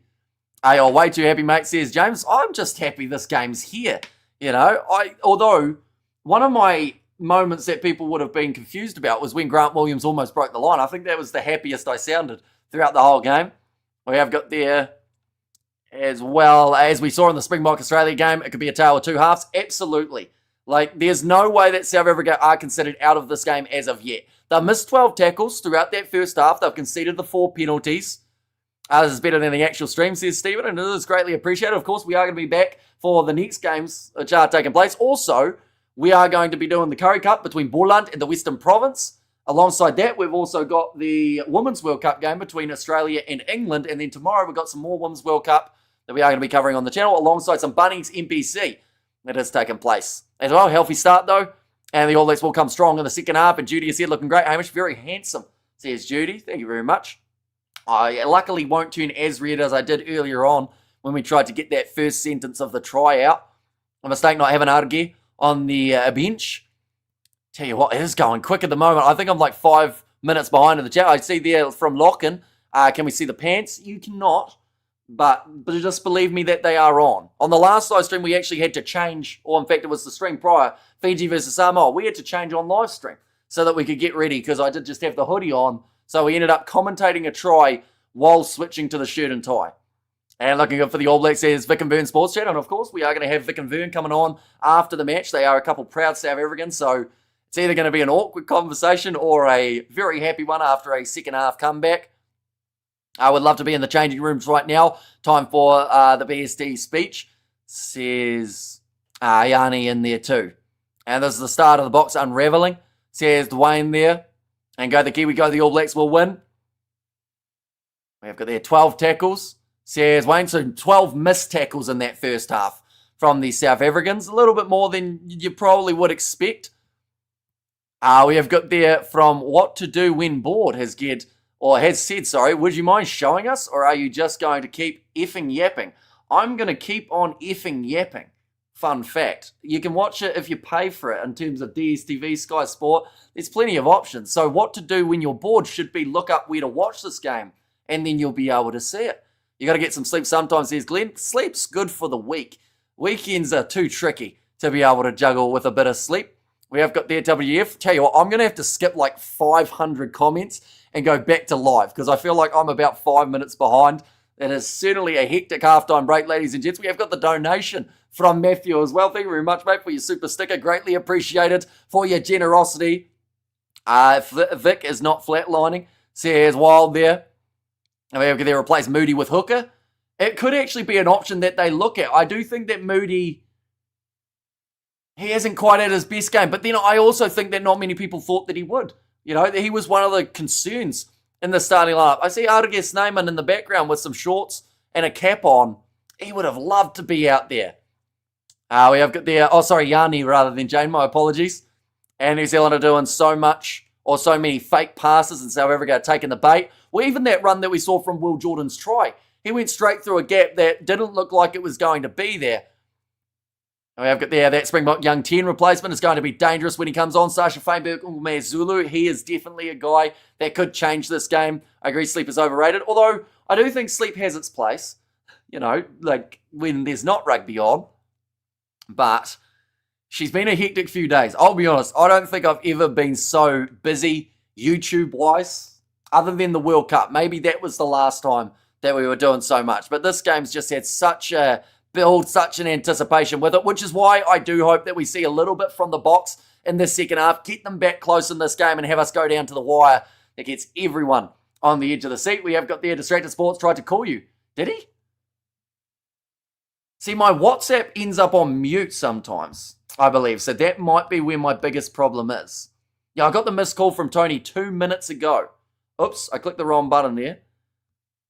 I don't know what I'm doing on the WhatsApp, but we will try and bring him at some point, I'm sure. I don't know whether or not we'll do it during the stream, because he's very much not PG. But we might have him on for a bit of a post-match if he's keen, as well as Mark, if they want to come on. In fact, if they are keen to come on after they do their post-match review, it would be the most people we have ever had on a Kiwi Lads stream in terms of, like, co-hosts. So maybe pitch the idea, Geza, see what he says.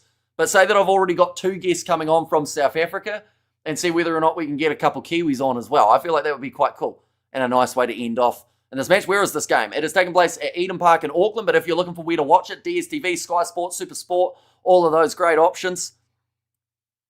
The chat, I think this is the fastest the chat's ever been going on the channel, or at least it feels like it. I think there's something that's like chat rate, and it will tell me how quickly it is going. The chat rate is 51 messages. What does that mean? 51 per minute, I assume that is, possibly. So every time I say half a sentence, it means that I am half or about 10 comments behind. We have got there, how are you even keeping up? Oh, I'm not. My brain is malfunctioning now. Heading into the second half, try showing the game. You can't do that because they'll just take us straight down. People have tried many times before, and people have gone copyright strikes many times as well. We have got there watching on Hamish, and keep up, drink a beer in there as well. But what we will be showing, ladies and gentlemen, of course, this is an exciting round of the Rugby Championship, but there are still more games to come. Next week, New Zealand will be taking on South Africa in the rematch of this contest. Now, that is at Sky Stadium, the most recent location where South Africa have only, or not just drawn, but also won up against the Kiwis. So there's a bit on the line in that department. Alongside that, we have also got some more hecticness coming up for the second match between Australia and Argentina, but then the Bledisloe. That is in 3 weeks' time that we get to see New Zealand take on the Aussies. An earlier kickoff for the game in New Zealand, and then I believe around about the same time for the game in Australia as well. We have got there, how will the All Blacks win or change the world rankings? What we will do is we'll go World Rugby Rankings. 1 second, we'll get that up. I believe that they can get a little bit of a nice hefty boost, but the fact that they're at home, currently the way that it sits, they would gain 0.63, and that would drop South Africa to number 2 in the world in the overall standings. If New Zealand were to win this game by a larger margin, they can't drop South Africa any lower than 3rd. If South Africa were to just win this game, they would go to number 1. New Zealand would drop to 3rd in the standings, and if they were to win by a big margin, once again, not a lot can change there, but South Africa would have at least enough to keep them at number 1 throughout the next kind of near future. And come on the block, says Wild there. This weekend is more important than next weekend. Well, absolutely. I feel like it's how you start. This one show the whole game. Now, you spell whole H-O-L-E, so are you talking about like a different whole? I don't think YouTube would accept that one either. You might as well do commentary on the ladies' game now. We are doing commentary on the ladies' game. We're doing the one later on between England and Australia. Also, South Africa versus France. We've covered both of the games for the Springbok women throughout this Rugby World Cup competition. And final score 25-23. Oh, sorry, 25-24. Now, my final score prediction, I went with 23-22. And that could still be an option. No fight at the 33rd minute. Amish, you win once again. Says 1 there. And we have got there from... Is it? I assume it's Karen, right? Is that how it's said? Karen Abrahams. Has he come on New Zealand in the chat as well? And the best game says WPPRRZ. That's a fancy sounding name. But second half just about to get underway. Ladies and gentlemen, any replacements for South Africa? We haven't seen them make their way back out onto the field as of yet. But I would not be one bit surprised if we end up seeing an early switch. Is it still raining? There was a little bit of slipperiness out there after the rain. I think it has stopped now, though, so that is great news, like old radio days. We can see them. We know TV. I guess thank you, Hamish says Sky City. Great commentary, Hamish says Diane. Thank you very much. Of course, anyone who hasn't already, be sure to hit that subscribe button. We are just around the corner from the second 40 minutes getting underway.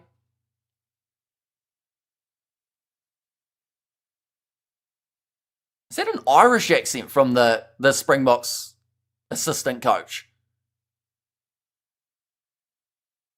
Maybe it is. But he said about how it's a difficult one to hold on to the ball out there. And AB's for the win, says Wayne. And holy bro, 6.5k, I must be all your OF subscribers. And the other half, you will see the bot go, says Shante. And they've got more than enough potential here. And I keep on saying it. And it might be optimism, but I just feel like South Africa do have plenty left in their gas tank to be able to go out there and try and make a bit of a change. We see Tamaiti Williams. He has made his way onto the field for the All Blacks, so that is replacing Ethan de Groot. We also, of course, see Damian McKenzie already out there for Amoni Narawa, and then also the change Cody Taylor off due to his head knock, Samasoni Tolkiaho in there as well. And I need to mention this. If Cody Taylor's out with a concussion, next week, it's going to be Tolkiaho and Brodie McAllister. And McAllister's only had one game. So, it could be more struggles yet to make a change here for these South Africans. We're back underway. New Zealand kicking off from right to left. And this game is starting up again. Oh, running onto it nicely. Marco fun start and builds up a bit of steam, but runs straight into Mighty Williams, who isn't exactly the guy that you want to be hitting. We have got their, come on, box. And South Africa lack their Super Rugby pace. There's Bula Fiji, kicked him behind. Nicely taken by Damian McKenzie. Chopped down by Seal Kolisi. And we have hardly seen Cheslin Colby in this game. So you'd have to say that that is a massive plus for the way that New Zealand are playing, trying to stop him from being anywhere near involved in the matchup. But now, Finlay Christie popping it high again. Chasing after it will be Rico Ioane, or should I say jogging after it. Billy LaRue kicks him behind, looking for another 50-22. Awkward bouncing ball steeply pops into McKenzie's chest. Now Bowden Barrett off the left boot, going for the little chipper behind. Nicely taken by Peter Steph Dutoy. Bit of a counter ruck there from Simon Parker. Can't quite get it. Andre Pollard shifting away. Billy LaRue forward pass to Cheslin Colby. Little chipper behind here from Cheslin Colby, running down the wing. Ball just about stayed in the field of play into his hands, but it goes into touch. New Zealand will have to line out about 10 metres out. See the replay of this pass from Billy LaRue. Only slightly forward, but it's going to be a good chip in behind from Cheslin Colby. But again, that ball just dodges him that little bit. And we have got another blinder from Rico, says Richard. Now ready to throw it in, Simasoni Taukei'aho. This is going to be under pressure, but well claimed. Now Tupavai, that is a rough pass, but it's knocked on by Grant Williams. I think New Zealand may have got extremely lucky. In fact, it's going to be play on. Eben Etzebeth, 1 metre out from the try line. For the Springboks, tucks his head, gets close to the line once again, just short. Oxen's share, pick and go. That has to be close for the big man. He's going to be held up. That is brilliant work from Rico Ioane of all people. Nisha, he managed to turn so that he could put that ball down. And then from there, Rico got underneath and stopped that hand from slamming downwards. South Africa will win, says Endo. The commentary makes the game more exciting and informative. Look at that from Rico. Somehow, some way, he manages to stop Oxenshire and all his down force from putting that ball over. But now the job is not done. South Africa again will be on attack with Mako Fun starting. Runs straight at his opposite number, Simon Parker. But slow getting back up with Satiti, but he's back on side, and New Zealand win the penalty and the breakdown. Tupavai, after making a mistake on his own goal line that almost cost his side a try, now goes right back to halfway and wins the penalty of his own. In fact, they're showing Simon Parker, so maybe take that back about Tupavai. We have there, go boy tackle. Also, we have there, why he picks still, says Spook. I mean, that moment alone will be Rico Ioane's best moment of the whole rugby championship. I can tell you that right now. Held up, Oxenshire. Yeah, it's almost a crazy thing to say, isn't it? But he spun out of the first initial 2 tackles as he was over the line, went to slam it down, and Ioane just gripped and held as much as he could. It was like he was in the tug of war with the big man. I was about to say, but there will be no tugging, but that sounds a little bit like I'm advertising a Thai massage parlour. Now, around the halfway line, nicely taken by Wallace Satiti. A little kick behind from Finlay Christie. Going high here. Bowden Barrett chasing after. In fact, it was Geordie who can't quite win the aerial battle. Above Cheslin Colby. Or sorry, above Kane and Moody. I think. I got myself confused at who I said. How are we over there, WF Rico? We go like that. We go like that. Come on the box. What's going on? Box says Kathy. They've just been struggling in this game. What about the knock on? Says Andre John. I don't think Barrett even got a hand to that one. That's how far off getting it ahead of Kane and Moody he was. They got massage parlours in New Zealand or in Waimea. I don't think so. Not that I've been able to find anyway. And trust me, I have looked. That's a joke. But some will think it's not. Cheslin Colby. How often? Oh, that's forward from Christie. If the other one... Wait, no, they're calling that one backwards as well. Right, if Billy LaRue's wasn't forward, I guess that one's fine too, but that one did look a little bit more forward than the last. Now Simasoni Taukei'aho. Pick and go from Wallace Satiti. Couple extra metres made there. Finlay Christie. Oh my goodness, that's a big shot on Geordie Barrett by Jesse Crew, who rushed up like he was Lightning McQueen.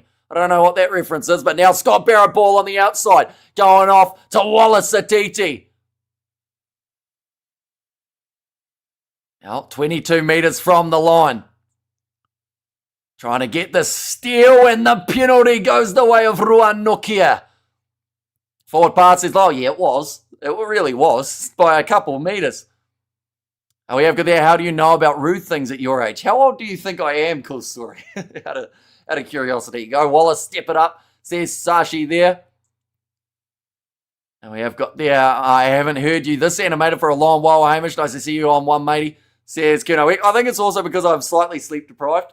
So that helps. Normally I'm slightly more recovered for these normal hour streams. But no, I stayed up a little bit later last night. No regrets whatsoever.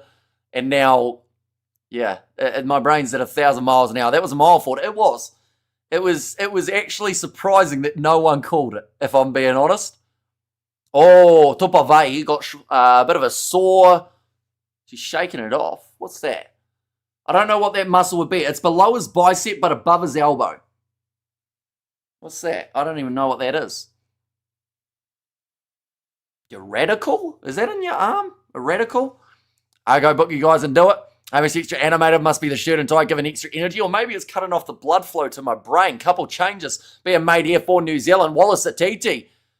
He looks like he might have taken a head knock here. He doesn't look too flash, but Fletcher Nall will also make his way off. That is for Tyrell Lomax. How can a pass be so forward and not called? I have no idea. But I know for a fact if New Zealand had scored a try there, they would have gone back and found it. Animated because you want the box to win. Says Leslie there. And we have got there, you're as good as the game. Says Moa Hunter's line out throw now for Malcolm Marks. They have got Jan Hendrik Wessels off the bench. Barrett manages to rip the ball away at line out time again for New Zealand. It's been such a competitive part of this matchup. Both sides winning multiple steals. Simasoni Tolkiaho with a short little pick and go. Finlay Christie back to Bowden Barrett. Backline movement here. Geordie Barrett skipping through the middle of the park. Moves up and gets tackled by Peter Steftotoy. Now, Barrett, couldn't quite make the decision of where he wanted to go. Jesse Creel trying to get into that breakdown. 46 minutes through in this matchup. Tupavai goes to Geordie Barrett. That's a long, wide cutout pass to Artie Savio, who's pretty much got a standing start. Bumps off Pollard. Goes to Tolkiaho on the outside, who cuts back inwards and avoids the touchline. It's good face play at the moment. Little chip attempted in behind. Scott Barrett chasing, can't quite clean it up. And South Africa back in possession of the ball. You just wonder, was that the right time to go for something like that when you're getting a bit of momentum? Andre Pollard, though, kicking it in behind, so he didn't learn from Bowden Barrett's mistakes. Jesse Creel lured in. Cheslin Colby sat down by Geordie Barrett, but in the breakdown, Mako Fun started all but had another steal. Come on the box, says David. We have got there Jesse on steroids. I don't think he is. I think he just works extremely hard. That man's work rate is better than pretty much any player we've seen in recent times. You see him last week or last year, how he had the most minutes out of any player. I think it's better if I go do yoga now. It's calming, says Carlin. I could do with some yoga. I haven't done yoga before, but I feel like that would be very soothing. Oh, it's knocked on by Cheslin Colby after the high ball. This is just not what I don't think anyone was expecting from the South African team in terms of the amount of drop balls that we've seen. The little mistakes that normally would be quite clinical for the box. Calm those nerves. And thanks for the commentary, says MSF. No, Hamish, says Byron. Okay, no yoga for me. I can't even touch my toes, so yeah, I think if I went in the downward dog, I wouldn't get up again. We have got the All Blacks ahead. Rico's fault. I told you I'm ready to teach you, Hamish, says Carlin. You know, I'm not very flexible though. Like, I can't bend. Is the pressure coming to the box? Maybe a little bit. Handling errors. Actually 9 from New Zealand though. That's quite surprising that South Africa only have the 5 registered. We have got there a good game for both teams, says Nix. What's the score now? At the moment, the score is still sitting 14 points to 3. Grant Williams taken off the field. That is for Kobus Reinach. He did actually get to start the first match up against New Zealand last year. We have got there, come on now, the box, says Kathy. Looks like Ludiacha getting a really good talking to by one of the coaches, telling him exactly what is expected of him when he makes his way out onto the field. And I can tell you right now, it is a lot. Because down by 11, still plenty of time remaining. Hamish, if ABs win, will you rip your shirt off Hulk Hogan style? I won't, because I quite like this shirt. And I have to get a new one. And it's just a problem, isn't it? But Adi Savia breaking off the back of the scrum. So still actually playing as that number 8, just like he was last week. But like Christie, that's offside from Peter Steph-Toy, and that was a bad decision from the veteran. Now it means that they do have the penalty advantage to be able to work with. Tolkiaho trying to slap it back, and they'll go back for the penalty. This is an easy 3 if they want it. The Boks obviously haven't played with a wet ball for some time. We have got there, take the 3, says the AI, and Springboks are sleeping today, says Megan. And then I hope you are doing very well, Megan. I hope you're doing better than you mentioned last or the week before last. And now getting ready to go for the conversion here. Damian McKenzie, for the penalty. Adi Savia just attacking in that way. Off the back of the scrum. And then Peter Steph-Toy, just taking it a little bit too soon before he tried to go with it. I had a very similar Ben Sherman shirt like yours in the 70s, says Timothy. So you're saying that I'm old-fashioned or that the look's coming back? Probably the first one. I think yes, Artie, says All Blacks lover. Give us more positioning. Damian McKenzie is positioned 34 metres out from the goal line, and he's going to try and tap this one over. We have got there, rip your shirt off. Man, you got some scary mates. Says Skid Mark Scar. That's quite the name. Now, McKenzie gets it over. 17 points to 13. New Zealand with that 14-point lead now. However, the Eden Park is cursed for anyone playing against New Zealand. And AB's a better team than the Boks. From a South African, says Victor. At the moment, they are playing the better rugby out there on the field, I would say. We have got there, I'm doing much better, thank you, Hamish. I hope you're doing well, says Megan. We are indeed very excited for this match, of course. Oh, massive shot. It's been a huge amount of anticipation overall, social media-wise. Everyone's been talking about this game. So that is a perfect time to say, anyone who doesn't already, be sure to follow the Kiwi Lads on Instagram. I always forget to plug it. We got 8,000 watching. So anyone who hasn't already, be sure to check it out. It is the pinned comment, the second link. And give us a follow. Flick us a message on there. We reply to every single one, even the weird ones. And normally we answer back with something just as weird. No, I'm all good. Says Justin, fair enough, you don't have to, It's score looking good at the moment, says Bird. Currently will be the line out here for South Africa after New Zealand. Kick it into touch. Quaka Smith, he will make his way onto the field. And that is going to be for Sio Kolisi. We'll go there, at least it can't be 57-0, says Stefan. That is true, but it can still be a Springboks win. There is enough time. Get Christie off, says Dalmain. Now thrown in.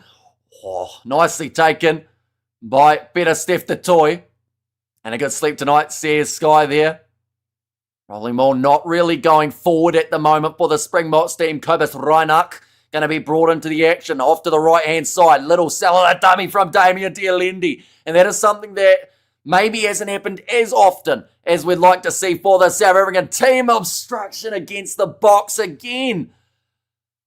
Oh, they're just not looking like everyone thought that they would. They're just making too many little errors.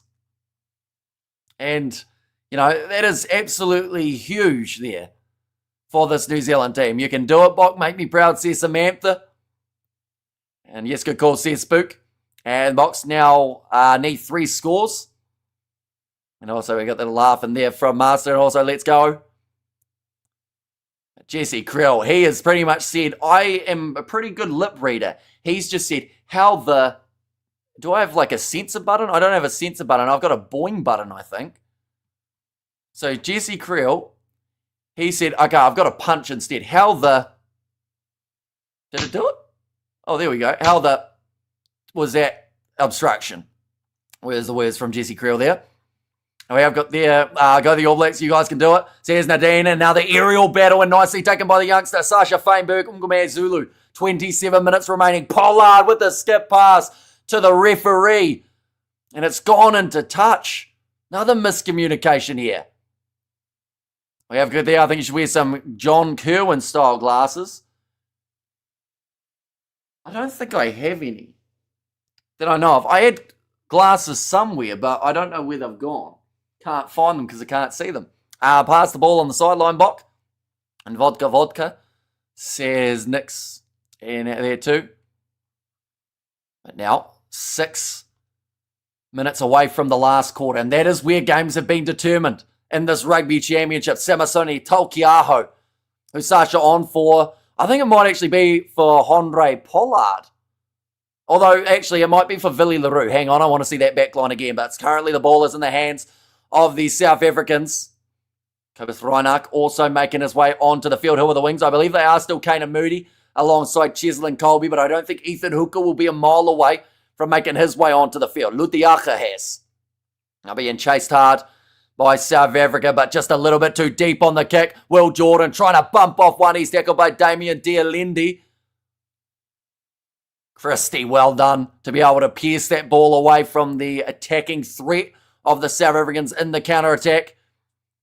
I happened to the short, annoying bastard with the long blonde hair. I assume you're talking Faf de Klerk. They actually could have done with him off the bench in this game. Nicely taken by Pollard. So, yeah, I think it is for Willie LaRue that we see him on. You're on fire with the one-liners. Hamish gets Carlin now. Big run from Quaka Smith.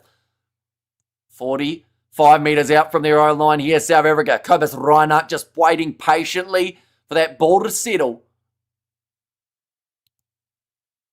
Downfield, McKenzie lining it up beautifully, taken by Kane and Moody. He started to come into his own in the final moments of this game. Reinach again, back across, Pollard, goes to Sasha Feinberg, Ngome Zulu, almost broke through, finds the offload to Kriel. They are 20 metres out from the line now, South Africa. Kobus Reinach quickly used to Andre Pollard. I don't know if he's the one that they want to use for the crash ball.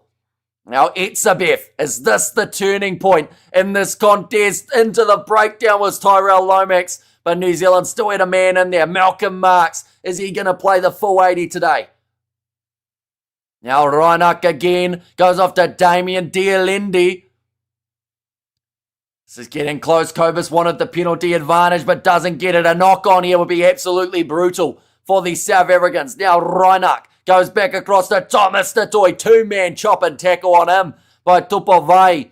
And also Tyrell Lomax. Marco Fun started. Tackled by Barrett. Turned him around. Playing the 9. No, in fact, I've said it's okay. So New Zealand now trying to use the back line. Knock on from Colby in the tackle attempt. It's going to be forced. Okay, it was off the head of Cheslin Colby. My apologies. I think Geordie Barrett was just clarifying that. So it is going to be the goal line dropout. But it seems like now the switch has happened. Maybe it is the change of Lutiacha making his way on. Maybe it's that injection of pace of Sasha Feinberg, Ngome Zulu. But something's changed here for South Africa. And if I was New Zealand, I'd be a little bit nervous about this last 20 because they just seem to be firing a little bit quicker than they were earlier on. A kick downfield, Damien Dialendi. Big run forward again from Marco Fun starting. He's put in some hard hits and also taken a few throughout this game. Hawks Nuche, tackled by Geordie Barrett. Reinach up to Damien Dialendi. I was going to get a Stan Sports subscription, but this is fantastic. Thank you very much. Greatly appreciated for you being here. We are going to be back next week as well, so be sure to tune in for that. Kobus Reinach tries the little step. Does get smashed backwards by Scott Barrett to Mikey Williams. Does well not to give away the penalty. Andre Pollard, cross kick and back. This one's going high. McKenzie calls for it. Colby versus McKenzie. It's knocked on by Colby. And it's into the hands of the All Blacks again. In fact, I've just called it as backwards off New Zealand. Now Christie. Just had to try and get a bit of oxygen into the lungs there. 22 minutes still left on the clock. Finley Christie again will roll this one back. A great commentary as always, says Adam. Thank you very much. Hugely appreciated every single one of you being here. We've almost got 10,000 people live at once. So if you haven't already, be sure to hit that subscribe button as the next match around the corner. It's going to be just as big between these two sides. Maybe it won't be at Eden Park, but it's still going to be quite the occasion. Christie's been told to use this about 17 times. So possibly could have been the scrum to the box there. Cheslin Colby takes it 40 metres out from the line. What can Mr. X Factor do? Oh, he's almost dropped the ball, but he's hung on to it, Colby, as he's wrestled down by Tupovai. Duplessis Karefi also out there on the field. I'm trying to work out who for. I believe it's for Satiti, actually. Never mind, I saw him go off. And Bear looking good this year. Chicken manure, says David. I haven't tried the chicken manure. Oh, no, Satiti will make his way back out on because he's just passed his HIA. So it means that Duplessis Karefi is actually going to make his way back off the field. So a very short stint for the open side flanker. Great commentary, says Desvonde. And awesome commentary, buddy. A little millisecond late would help a lot, says Mishid. And there, so if you pause me for half a second and then click play again, you should be hopefully relatively synced up with the game, depending on what time it is. Is there another knock on? Yeah, there actually isn't, Clint. Ever since you started saying knock on, no surprises, they haven't actually dropped the ball too much. Right. Andre Pollard has been taken off for Ethan Hooker, ladies and gentlemen. Sasha will slot into the 10. I would say that maybe looking at the setup, Colby's going to go to 15, and then also Ethan Hooker will go out onto the wing. And going on, awesome game going on your commentary. I'm happy at the moment, says Mike. It's been a fantastic one. I just hope, another penalty advantage at scrum time for these South Africans. They've still got the penalty advantage. Christie's trying to tie him up here. Stop him from being able to take it quickly. South Africa with the advantage under their belt. Sasha Feinberg, Ngume Zulu. He'll be looking for this past him behind from Damian Dialende. Again, the back line. Just not quite on that same page. I think here South Africa do have to kick for the corner. They don't have too many other options. What a game from Christie. Honestly, Finlay Christie, I think, yes, people are still pretty, or they'll critique him no matter what. But I think he's been a massive player in this match. And much more so than a lot of people who don't like Finlay Christie would like to admit. They've controlled this game at times, the All Blacks. And, yes, he's taken a little while at times to get that ball out. But I think that that's almost helped the All Blacks keep in control of this one as well. Look at there, Bok win the fight right. We also see the change. Quinta Paya, he is making his way onto the field. I would assume that would be for Geordie Barrett in that 12 jersey. Mackenzie, a little beauty, and 9,000 streaming, says Mark. Yeah, it's absolutely insane the amount of people we have got here. Oh, yeah, Geordie Barrett's got a bit of blood on the arms. In fact, he's got a bit of blood in a lot of places there for Geordie Barrett. In fact, no, he's heading off for an HIA. There's been a few of those throughout this matchup. Sides could look very different. Heading into next week, Malcolm Marks, just gets it into Kwaka Smith. Now Reinach pop pass up to Dialende with a flat pass, and it's forward. It's got to be frustrating. And I know that I probably seem more frustrated than I should. But the thing is, the Springboks attack is so dangerous, and we haven't got to see it throughout this match at Eden Park. I feel like every time that there's half a chance, they just don't seem to be on that same page. Oh, look at there, dude, you are growing. You need a co-commentator now. I think some people would say I talk too much for two people, let alone one, in that scenario. We've got there, Who Will Crow, says, was there from Danielle, and also the face palm from Lilia. And also we have got there, 9,000 would be a good size for a regional stadium. And where is Ethan Hooker? He is playing out on the wing at this point in time. So Cheslin Colby, he has moved to fullback. Sasha Feinberg Ngume Zulu is in the number 10 jersey. But we also have to remember, Sasha's record off the kicking tee isn't fantastic. And in this scenario, they need 2 converted tries to draw here. But now, big push from the box. That is a massive shove. Kwaka Smith, 5 metres out from the line. He's trying to make his way over. But New Zealand now, they will have to defend with absolutely everything that they've got. But that scrum, they just completely missed the hook. Marco Fun started. Referee's done well to avoid that collision, as he could have ended up in the breakdown with about 500 kg of other dudes. But now, right-hand side, Malcolm Marks gets over the line, and South Africa for their first try in the contest. It is not over till the final whistle, and the box will now start believing. And no way says a spook in there as well, but what an absolutely insane scrum from the South African side, just driving New Zealand backwards, putting them on their heels. We're talking about it, the explosive power of Kwaka Smith as he gets over. What happened in the scrum? I think the All Blacks just missed the hook. It didn't go under the foot. And from there, they just pushed. There, the Springboks, let's go. We have got the New Zealand scrum demolished. What the hell happened, says Cameron. Focus the AB's right. Sasha Feinberg, Ngume Zulu. Throughout his 2025 this season, he is sitting 1 from 5 with 20% accuracy off the kicking tee. Sasha is now sitting 2 from 6. And this game gets that little bit closer between the two sides. 17 points to 8, the way that it was sitting, but that will go up to 17-10 with still a bit of time left on the clock. Keep flipping. Going, guys, says Carlin. And also, we have got the referee almost went off for concussion protocols. Yeah, there's been some huge hits throughout this game. There is absolutely no denying that. Had about 4 HIA calls for the teams, mainly New Zealand. I think that's 3. Oh, Lutiaka just collided with Quagga Smith, and it's the penalty to New Zealand. Obstruction at the wrong time. It just looked awkward.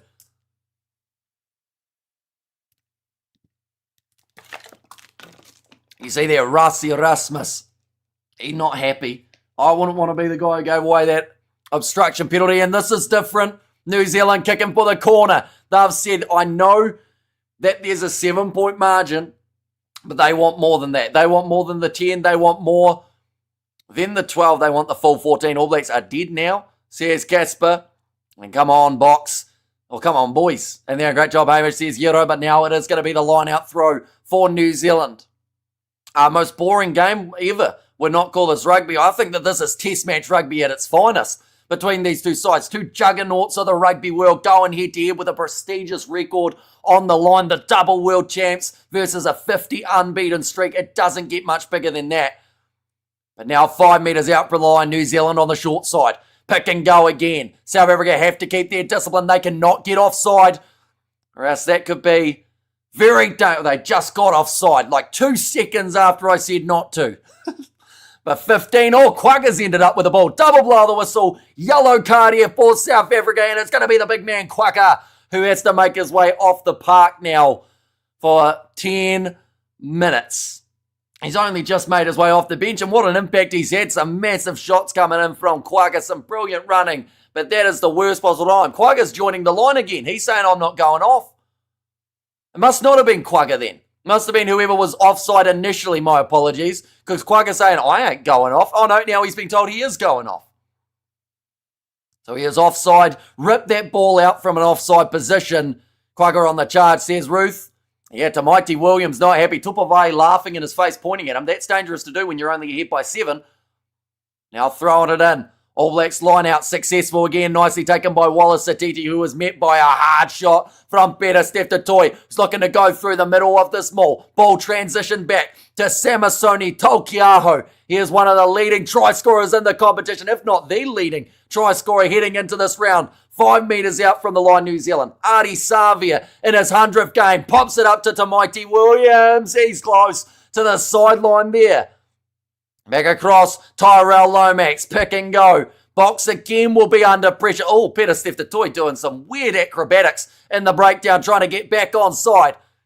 Now, good work from Jesse Creel trying to hold up the New Zealand attack. 5 metres from the line. Bit of a counter-ruck there from the big man, Damien Dialendi, pushing on the head of Tupavai. Still pushing him over as well. A little bit of afters between those two. Wallace Satiti, 5 metres from the try line again. If New Zealand score now and convert, that could be the game. Eben Etzebeth rushing up to tackle Samasoni Taukiaho as the ball was out.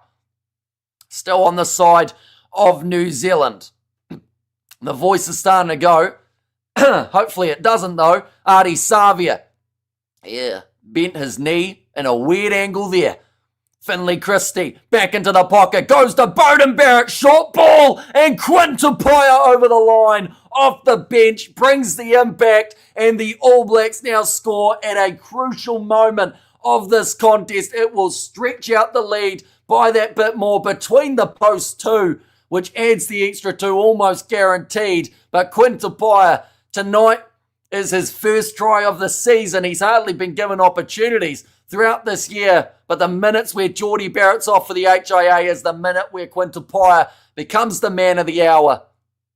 And Ethan Hooker missing the tackle there initially, rushed up quickly, left a massive gap in behind, and Razor, he almost brought out the breakdancing in the changing shed. Oh, sorry, not in the changing shed, in the commentary, no, we'll get it, coaching box, there you go. Yeah, he did a little bit of a hop, skip, and a jump there, Razor, with how happy he was for that one. But Quinn Tupaia does end up scoring the try.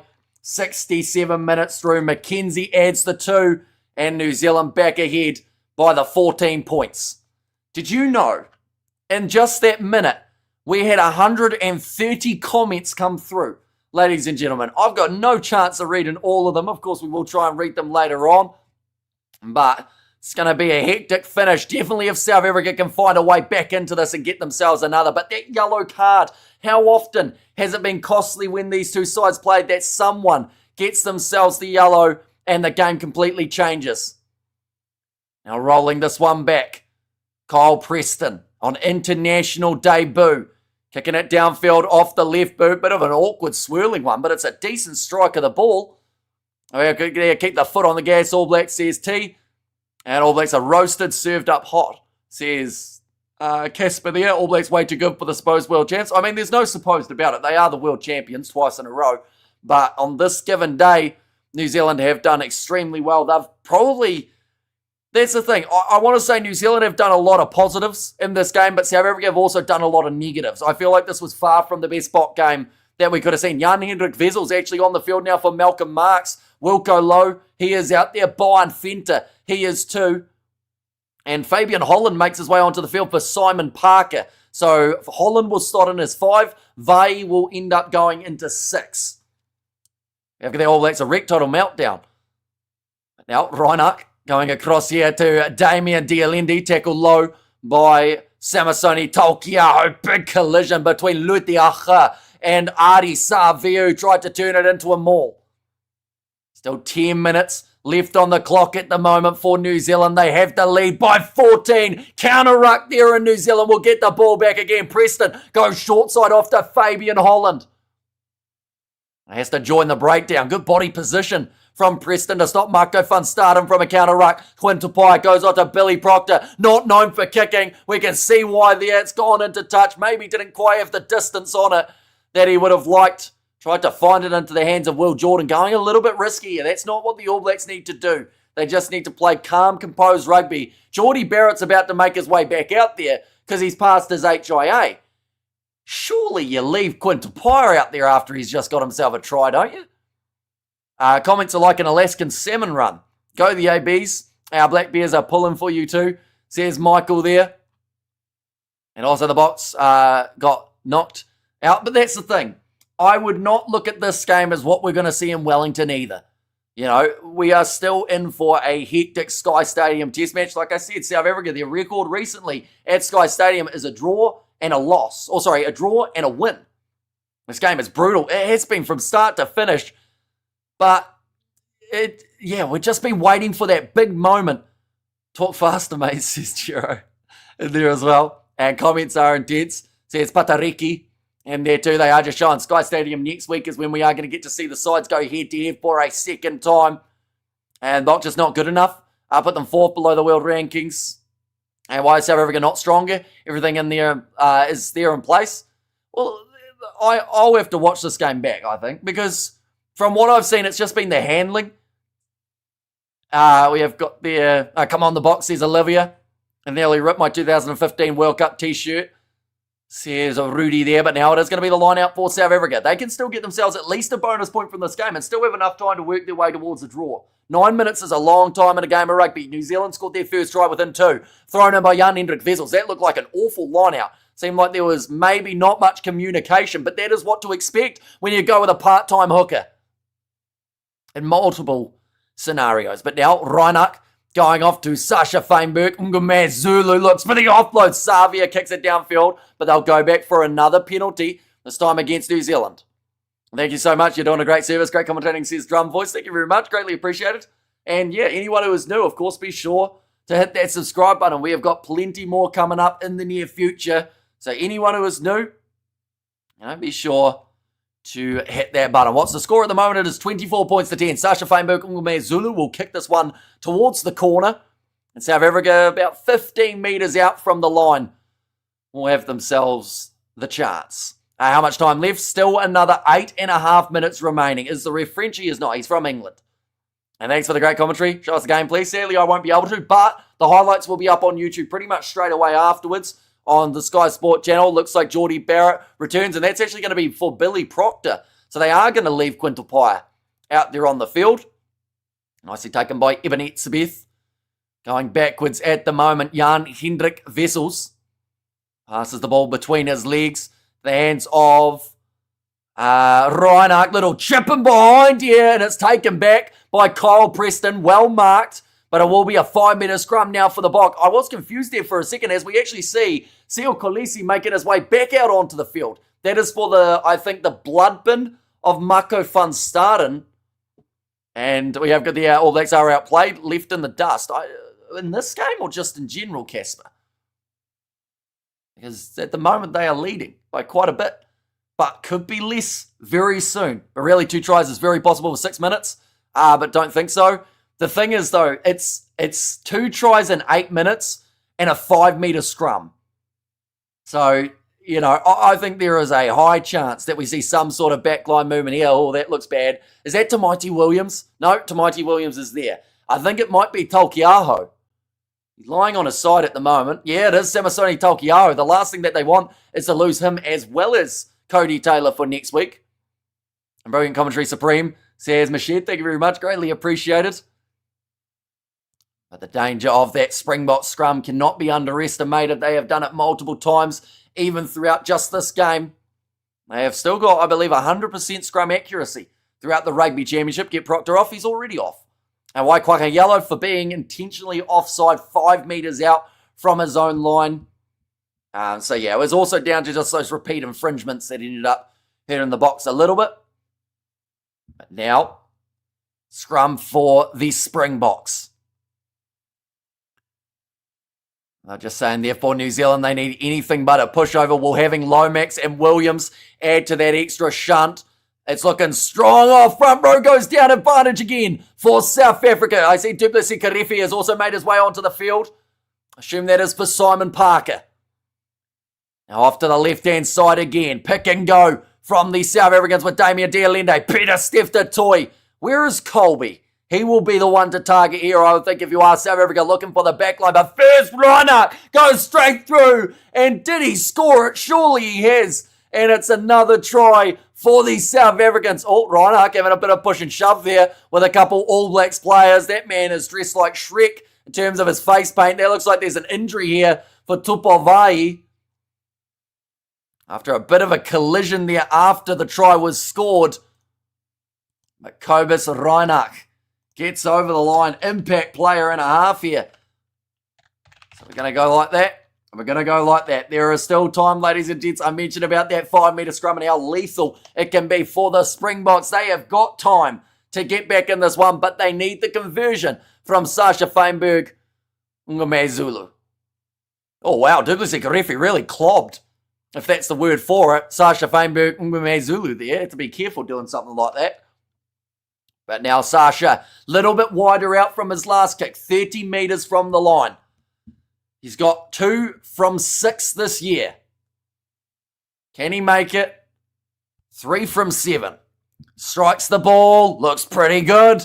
And it has gone over. And this is now a 7-point game. The way that it sits at the moment, it is sitting with a bonus point for the South Africans. If this game was a draw, I'll quickly go like that. If the game was a draw, South Africa would be number 1.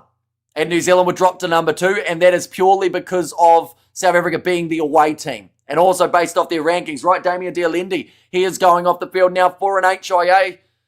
That's the amount of physicality that we've seen out there on the field, that both of these sides have just been so competitive. The thing is, the clock says 76, but the clock on the game says 74 and a half, 5 minutes and a half to play at Eden Park. Now, Sasha Feinberg Ngumezulu runs that ball back. Oh, a bit of off the ball stuff between Ludiacha and also Fabian Holland. Battle with the 19s. Reinhardt kicking it high again. The last thing New Zealand need is any sort of scrum here. Damian McKenzie nicely tackled by Kanan Moody. Kolisi falling the wrong way there. And he's done very well to get out of the way of it. Tamaiti Williams, skip pass on the outside of Rieko Ioane. Who else forgot that that man was in the game? And a knock on from Tamaiti Williams. Remember when I said they didn't need a scrum? Guess what they've got? And South Africa would slaughter England. Says Andrew and Simple keep the ball, run out the clock. Grant Williams looked injured. I actually didn't see when he went off. So, is this Khaleesi going off again here? Yes, it is. Quagga Smith returns back out onto the field. We've got to remember this was a period where South Africa had less men out there on the field. Come on, South Africa, says Mark. And also Bok, come on, one more try, says Kyler. And also go the Bokke, says Charlene there too. But Mako van Staden, his nose looks butchered. And it still looks prettier than Quagga Smith's. But got a lot of work to do, this loose forward trio for the last 4 minutes, including the scrum. Massive shove and advantage here, puts them right where they want to be. Way to go, ABs. Now ball. It's going to be put a massive push from New Zealand this time. Referee says it was wheeling. Cobus Reinach's holding the back of his head. I think he's trying to get a penalty here, and he might just get one. Now Peter Steph the toy. Pick and go. There is the advantage for the high shot on Cobus Reinach, and they will take the penalty here. Is Rico playing? He is. He's touched the ball twice. Right, Reinach is just looking over to the sideline going like this. So I think they'll just check him here to make sure he's all right. If Grant Williams was injured, then they will have to look for a different halfback option. And go the All Blacks, says Kenneth there. And bloody hurry up and end already, says Marion. And pretty then Quagga, says Clifford there. It's kicked towards the sideline. Very nice kick from South Africa. That is the main thing, that they get that ball into touch. But now 3 minutes remaining. Can they get the way back into this game, the Boks? One more big mistake and it might be all over. Why is Pollard back? As in like in general? Or just in this match? Because Dealendi went off. So that brought Andre Pollard out, which honestly is great news for South Africa. Because if you've got a guy to kick for a draw in the 79th minute, who would you prefer? Sasha or Pollard? Now Cobus Reinach goes across to Pollard. He'll be fresh as a daisy. Karefi gives away the penalty. Ref says he was off his feet. I think he may be contesting, saying that he already ripped it away. You must be on your feet to play the ball, is the comment from the referee. If you're the Springboks, they are kicking for the corner again here. Please describe everything in detail. Jesse Creel just scratched his balls. But now Andre Pollard with the ball in hand, he's scratching his eyelid. Hopefully not with the same hand as Jesse Creel used. That could lead to some problems. Andre Pollard. Oh, that's good. That one's about 10 metres out from the line, right in the corner. Chance for the South Africans who have enjoyed a rolling ball every once in a while. We have got their knock on, says Rodney Wise Karefi on. And also 2 minutes, says Jimbo. Oh, hang on, hang on. There was a high tackle from a black player on a green player, meaning the Kits. You know?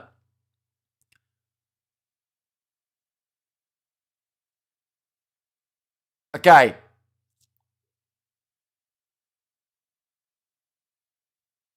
So what does this matter in this scenario? So Carl Dixon's pretty much just told them there was also another penalty. Oh, I see why. I think it's because they want to retake this kick a little bit closer to the sideline, I guess. Oh, yeah, collision between Andre Pollard and Quinn Tupaia. But either way, it is still going to be the line-out for Jan-Hendrik Wessels. The part-time hooker throws the ball in nicely taken by Ludiacha.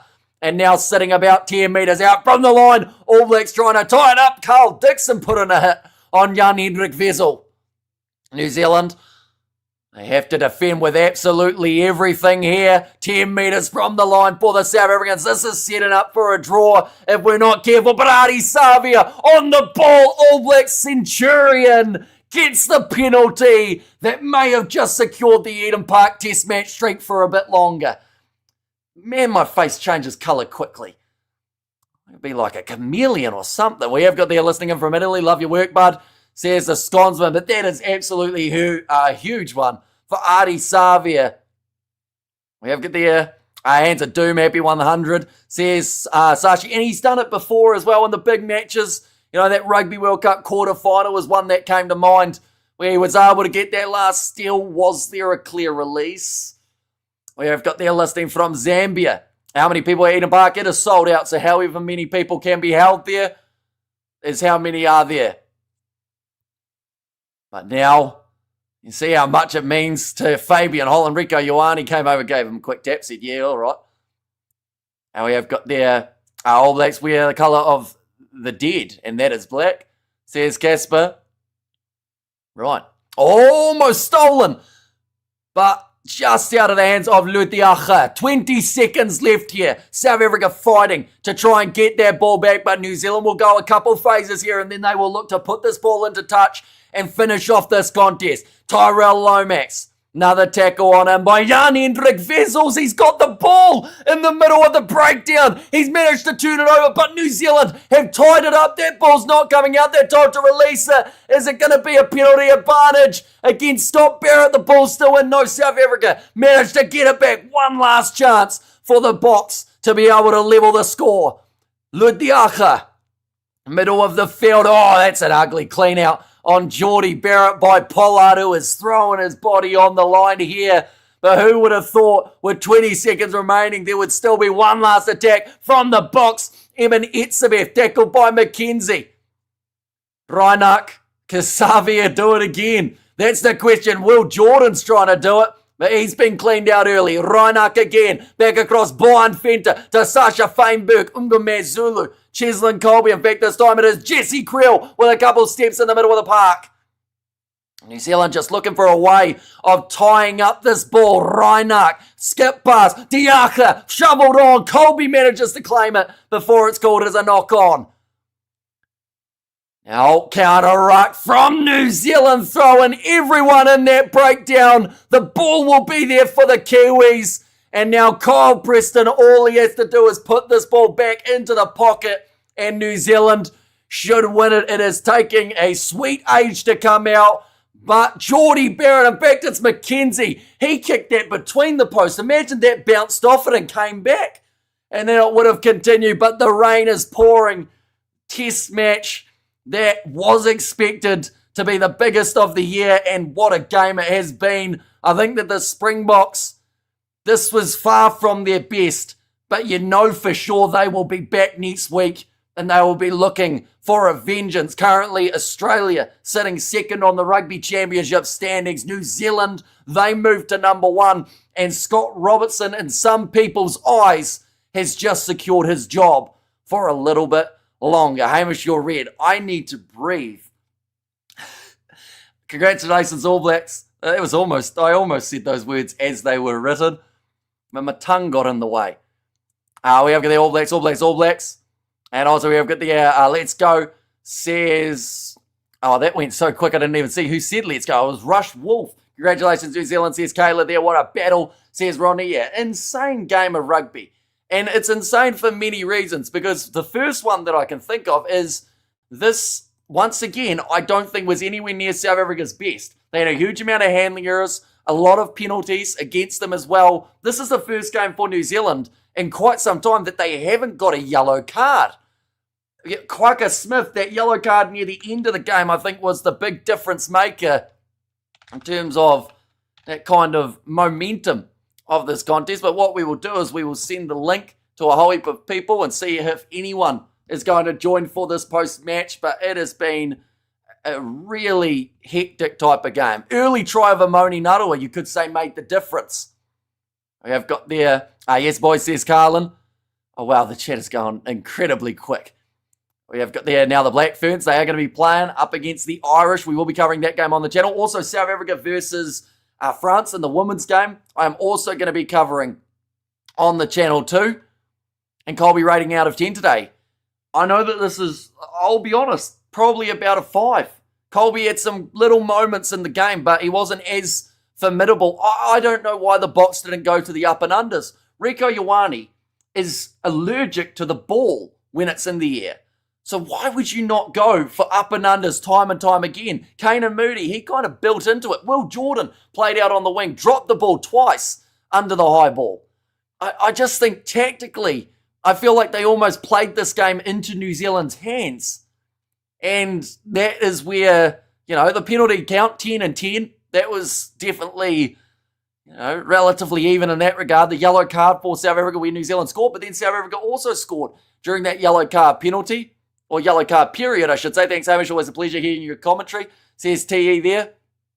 But yeah, that was a hectic game. One moment, I'll go like this. And go. And like that.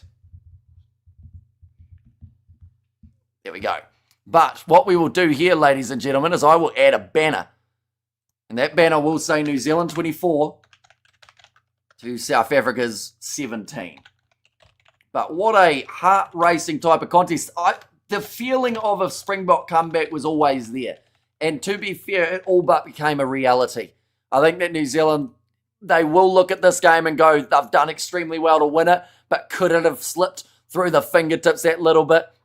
Mr. Hamish, how is Christie? I would actually give Christie a solid 7 or 8 out of 10 for this game. He did enough throughout this matchup, honestly, to start the second game up against the South Africans. You win something, you lose some. Well done to the ABs from a diehard Springbok supporter. Says Stephen, great job in the commentary. Says Patrick there. We have got there Raven has said, I'm disgusted with the All Blacks. They should be disgusted to get help from the ref. The Bok have to play against the ref every time, says Raven. And we have got there RIP the Box. Says Fa'atasinga, I should say. We have got there better second half. Bok next week we'll show them who's boss, says Sharice. And I do think, well, sorry, it might be Sharice. But yeah, I think that we're going to see a different kind of approach into the second test match because both of the sides did have, at times, some good moments. I just think, once again, that backline of South Africa didn't quite gel in that regard. And it is a shame because I thought that there was more than enough potential for it to keep on going. Disgusting All Black ref help, says Albert there. And Box made it easy for the All Blacks. Too many errors. Credit to the All Blacks for taking their opportunities, says Lilia B there.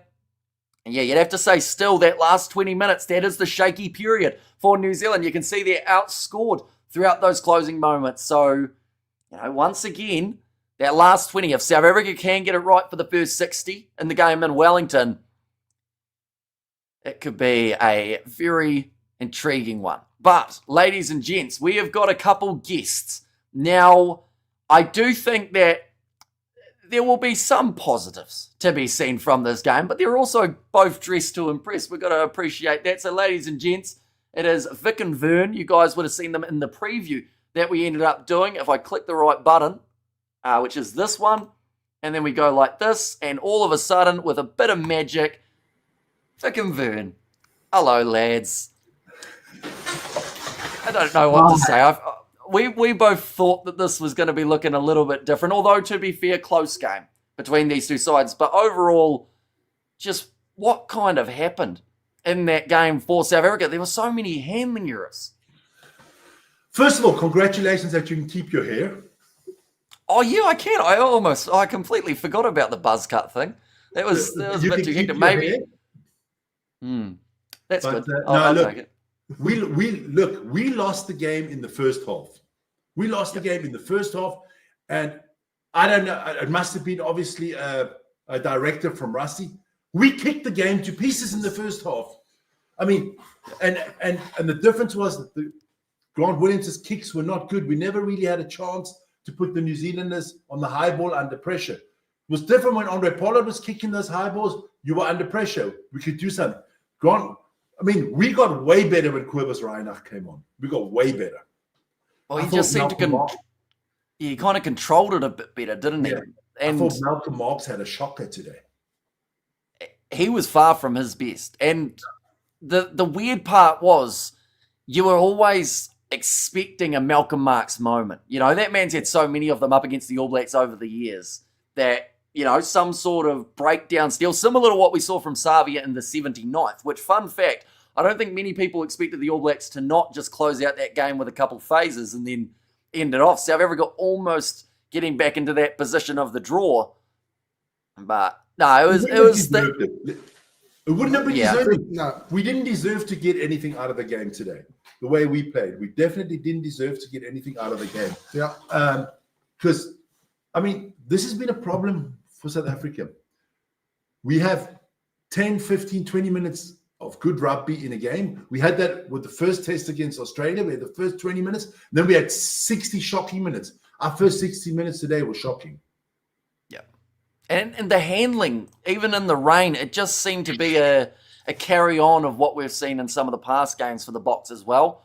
But, yeah, I just find it very confusing as to how the All Blacks look so poor under that high ball, like you said. Yeah. Yet that wasn't where they wanted to go. Of course, Damian McKenzie, he had a phenomenal game, I thought, in terms of what he Didn't I was tell able you to do. yesterday? Remember, I said Damian McKenzie's going to be, for me, maybe the man of the match because he's got that. Damian McKenzie, okay, I know a lot of fans are coming. He didn't do it for the Chiefs in the big games and stuff like that in the last few years. But for me, he's a big game player, Damian McKenzie. He's a bigger game player than, for me, a Scott Barrett or a Bowden Barrett. I think, if it's World Cup final tomorrow, come on, you got to start Damian McKenzie ahead of these other guys. He in the big games, he always turns up. And there were a couple very crucial marks as well from Yes. Damian McKenzie. That big moment when they were running through the box. And that was probably one of the more contestable kicks that we actually saw throughout it. But the loose forwards, I thought all looked like they were just about to get into the game. Khaleesi had a couple good moments, but I think the All Blacks forward pack did very well in the breakdown to be able to stop that from happening. And that is one of the big praises that they have been receiving as of late, even though they had that bit of a rough game up against the Argentines. The chat is going at 1,000 miles an hour at the moment. I'll try my best to read a few of them off. We've got Mark's missed the tackle on Jordan's try. That is true. Jordan went straight through that gap. And I think Van Staden was the other man who just got lured a little bit too far to the outside because that try looked too easy. That one shouldn't have been as simple as just running it through the gap. Amoni Narawa, he had to work hard to get down that wing. And Cheslin Colby falling for the dummy, which is something that's a little bit uncharacteristic. Veli Rulu missing the tackle. The tackle at the first try that New Zealand scored. I mean, yes, he slips and he slips under Veli Leroux, but you got to make that tackle. Yeah. You got to make that tackle. I actually thought Veli wasn't that bad today, but I got to give something. I was very hesitant, but Sasha Mongazulu, he changed the game. He came on. I actually thought our pack would help us out more. But no, it was Reinach and it was Mongazula that changed the game for us. And but it is what it is. Hey, first of all, congratulations to all you New Zealanders out there. Deserve it, win. The only good thing that happened today is we got that bonus point because you haven't got now 10 points in the table. We have got 5. So it's all to play for in Wellington. And you do know, like you said, we have a good record in Wellington. Very good. Lately, draw and a win for the South Africans. But what we're going to do here... I'm starting to get nervous about those Aussies. Those Aussies are not going away, but... No, well, they came back brilliantly in their game up against Argentina. I think that they were almost written off. But, of course, from Australia this year, we've seen that it's never quite over. But what we're going to be doing, we're making history on this live stream. We're going to have, fun fact, I've got 2 more New Zealand guests lined up. So we're going to have 5 of us on the screen at once, which is something that has never been done on the channel. I think we may have had 4 one time. So without further ado, we'll move closer together. I'll be able to slightly rearrange us with a bit of luck. I'll go like that. Oh, my green screen's not big enough. There we go. That's a bit better. And we'll go like this. And there we go. We've got Distracted Sports and also 2 Cents Rugby. Not in our house, motherfuckers. It ain't happening. Now, Tony. Whoa, wait. Listen here. Not here. Not in Auckland. Not today. Mate. 2-time world champions in a row. 4 world champions titles. Oh, yeah. Wait till Win a World Cup. Wait Talk to till us when you Eden win Park. another World You Cup. can go home. I saw it coming. Come on. Here are your sheep in the This- background. I love it. I What? love it. Not in our house. Here we go. Not Here we in go. our house. Oh, It's coming. God. It's coming How good. How was Ellis Park? Remember we go, that time you guys lost in Ellis Park a couple of weeks ago? Your fortress? Remember that time we beat you in Ellis Park a couple of years ago? Your fortress? You don't have a fortress. It's a weak fortress. Eden Park, that's the place you want to go. I love you guys. Nice to see you. Okay, anyway. Well, that's quite the introduction. I can see Mark's just hiding as well. He's trying not to be seen in this scenario. He doesn't want to associate with Tony, but... Love it. Well done, boys. Cracking game. Well Good game done. of New footy. Zealand deserve to win. You can't take it No. away. You guys played Oh, better. We way better. didn't turn up in the first half. Shit show. We thought we had. I can see our tactics. I thought Rassie must probably said to Grant Williams, kick, high balls. New Zealand haven't been good lately in the high balls, and it didn't work for us because the kicking wasn't good. It got better in the second half, but don't count us out because Wellington is kind of like our fortress. We don't give a shit about have Wellington. It's fine. It's okay. Well, Eden for the Park's Rugby yeah. Championship and the fact I that Australia honestly, won, I I think that they do need Wellington here, This the All is Blacks. like if we lose this tonight, if we lost this tonight, it's like a World Cup. It's like once we lose that record, we can't get it back. So it's hugely significant for us to keep this tonight. Bird, he said something now that he disqualified himself. This is our World Cup. That's sad. That's sad, man. You just said the Eden Park legacy is like your World Cup. Come on, man. It is. Like, what's your best streak at one of your stadiums? Like 3, 2.5, something like that. I don't have a record in anything. So, like a World Cup comes along every 4 years. This is 30 years. 30 years, like beating the best teams in the world. We beat the Australians 20 times there. We've knocked you guys back 5 times. You got 1 draw against us in 1994. We've been beating the best teams in the world who have been showing up in our backyard time after time after time. And like me saying that right there is a credit to you guys because we realized the quality of this Boca team.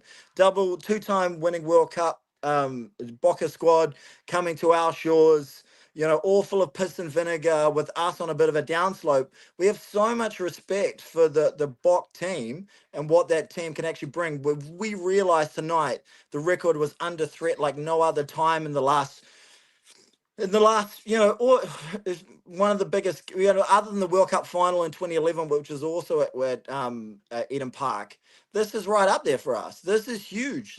It means protecting that legacy is a key part of our aura, and it's a key part of the respect that we hold for the Springbok jersey. Like, you guys are our brothers, and we've got to push you guys away when you want to push onto our backyard. This is what How about you guys? How about New Zealand? How about New Zealand go and create a GoFundMe page for the next, so that one of the next World Cups is actually in New Zealand, and then you can play all the games in Eden Park, and maybe you can win the World Cup. We've won 3 of them. I was trying to be respectful. My God. I love you guys, man. Come on. Yeah, anyway, this is the legend, the man. This guy? Why is he so quiet? Because he's trying to set up for our for his post match thing, and then we've got to record our podcast after this as well. So we've got a lot to do. But lovely to see you guys. I hope you enjoyed the game.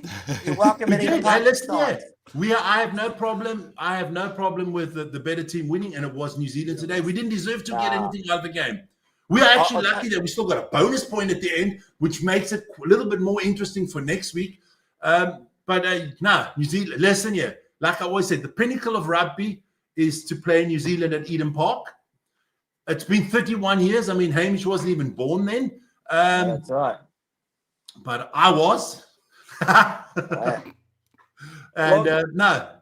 Well, look, it is the pinnacle of rugby playing you guys. It was a huge match for us. And, you destroyed our pack tonight. That turnover you guys were able to get in the 80th minute of the game, that was huge. It just showed the heart of that Bok team.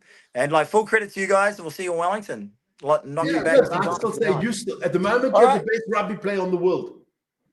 You guys are the best rugby player in the world on your team at the moment, and that's Ardie Surveyor. For me, best rugby player on the planet right now. Yeah, it's a fair shot. I think the rugby player with the most potential in the world right now is Sasha Mngomazolo, Feinberg Mngomazolo. He's a threat, that man. He really is. Well, we'll see. We'll see. I'm looking forward to Wellington. Maybe we can hook up for a nice banter once. Yeah, look, next time I'm in South Africa, let's get together for a braai, my man. All right? They're in Switzerland. You have to come to Switzerland, my friend. Shit, I'm going to China next week. Can we meet halfway? All right, I'm going to go. Bye. See you, Mark. See you later. Bye-bye. Bye-bye. Fantastic. Well, that was more hectic than I anticipated. One moment, I'll move you back so that you don't have to leave. Don't worry. I didn't think that was going to happen, but I should have known after such an intense kind of game that it was all going to kick off there. If you win, you banter the other ones. If you lose, you have to take it. We have to take it. We lost. That's the way sports goes. I have no problem with that. We didn't deserve to get anything out of this game. We didn't score a try almost for 60 minutes. We were terrible for 60 minutes. Yeah. And I'll be surprised. But I do think at the moment, I have a big problem with the Springboks at the moment. I think we're just tinkering too much around all the time. When last did we have a settled team that we could say, okay, these 13 to 14 guys are always in there with just a few changes. We're changing the style of play to suit the opponents. Where that was never the case. It was like, this is our rugby and you guys figure out how to play against us. Yeah. And I think at the moment we're just trying to figure out how do we play against the other teams instead of saying, well, why don't you figure out how you play against us? It's too much changes for me at the moment. So with that being said, I will ask this question to the chat as well.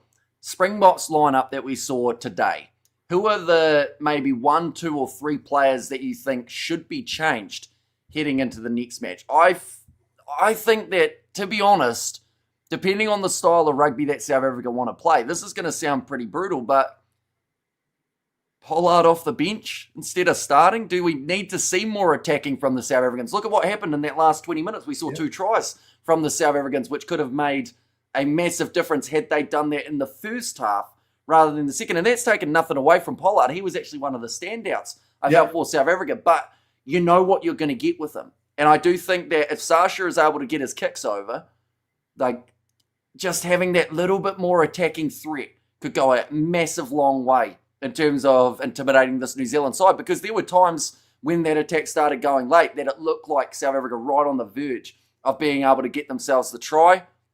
I think overall, though, like you could argue that maybe Kwaka in the starting side could be a shout, but then at the same time, that yellow card, you know, we mentioned someone was going to get one, and I didn't really think it would be Kwaka, but no, he ended up with the one in the end. But what about for yourselves? Would you change anyone else? Kane and Moody, any thoughts on what he did? He was all right near the end, but did struggle in the middle.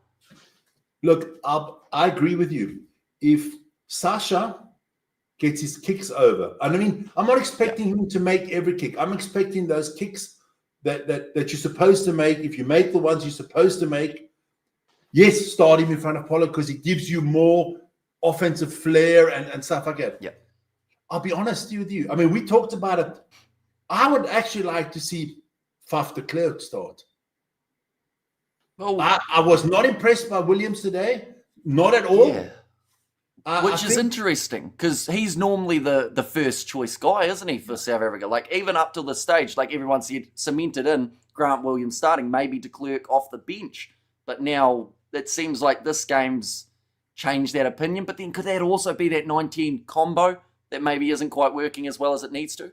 No, not just that. And I think we have a little bit of the problem is what we have now. We also have a little bit of problem at fullback. We don't have a fullback that we can say is nailed on fullback. You guys go Will Jordan, nailed on. No one's taking his position at the end of the day. If he's healthy, no one's taking. We don't have that. We tried Willie today, Fassi, Willemse. See, like I said, I wanted to see Willemse today. I really wanted to see Willemse today.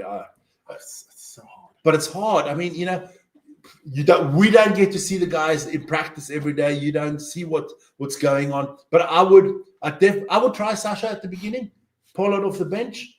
I would definitely. I would even start Kobus Reinach. This Kobus Reinach was kind of like the jump starter cables for us. When he came on, the whole game changed for us.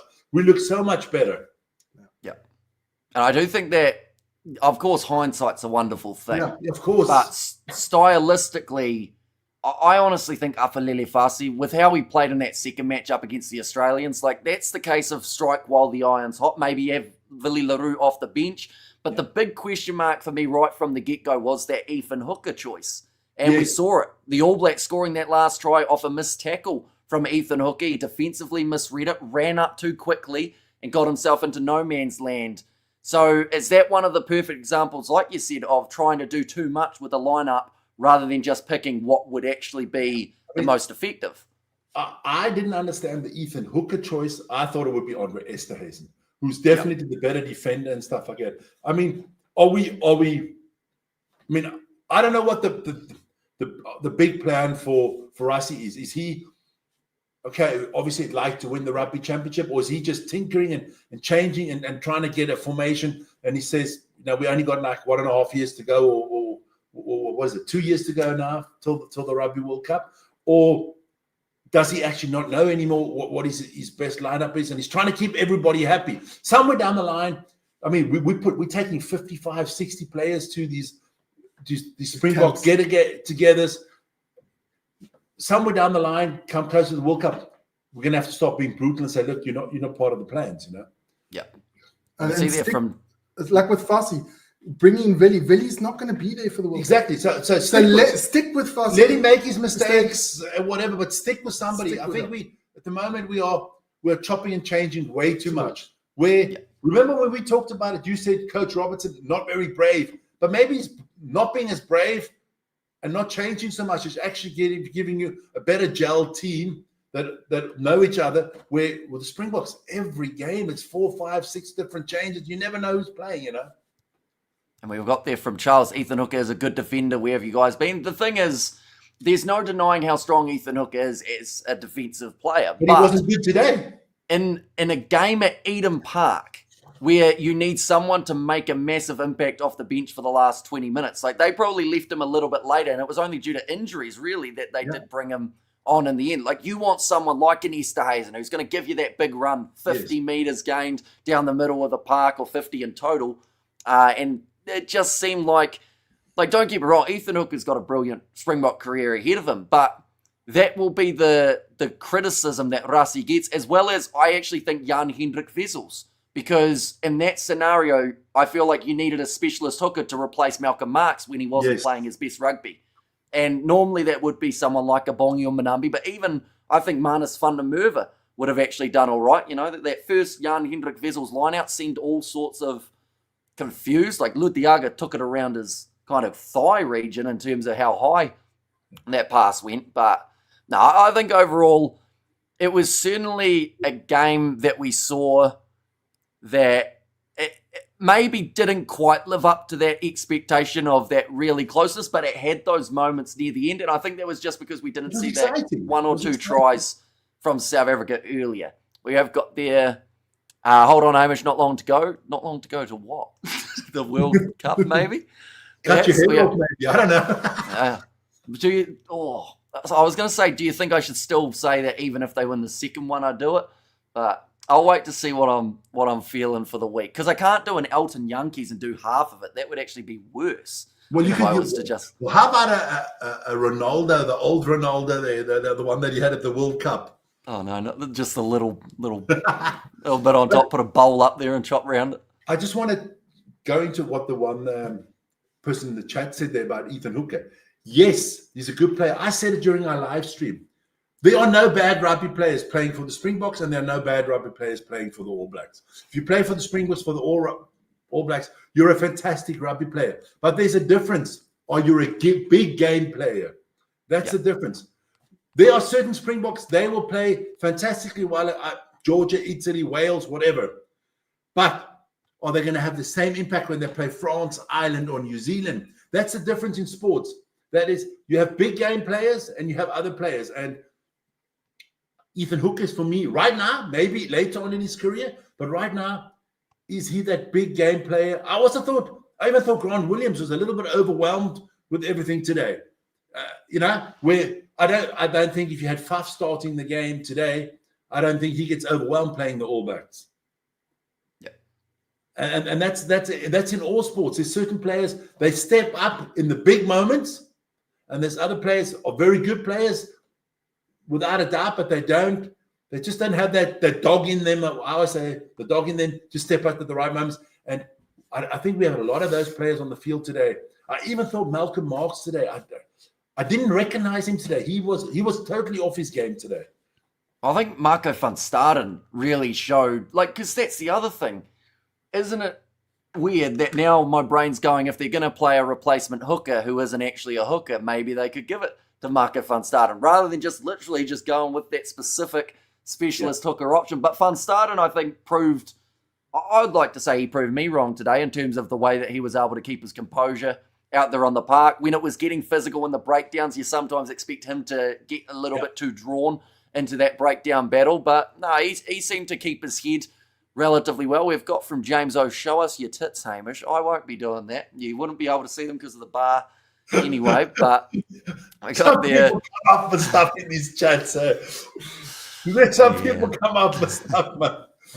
But I must say, look, I just want to shout out also to, I think it was Damien McKenzie, right? Or was it at the beginning where Ibn Etzebeth tackled him and turned him around, basically. And I thought if he had, well, I think it was McKenzie, right? Yep. And he didn't want to slam him or anything. He tried his best not to. But had that been a different rugby player and he tried to milk that with the ref, and I think it could have been a good yellow card there because that was very touch and go. And through his way that he handled it, and he kind of to even, hey, that's not so bad and everything. And the ref kind of saw that. Got to give it to him. He didn't milk it. Other players would have, and I think that's a true sportsman. It wasn't that bad. It wasn't in danger. Other players, he's not. He's not a footballer. Rolled over 700 times. But I like that. I like that. I know Vern's not a big fan of Damien McKenzie. I just like the way the guy plays, man. I don't like his smile, that little arrogant thing there, but I love the way he just plays good rugby, man. And if he starts for you guys, I worry more than when he comes off the bench. We've got there from David about the referee, asking what we would give him out of 10.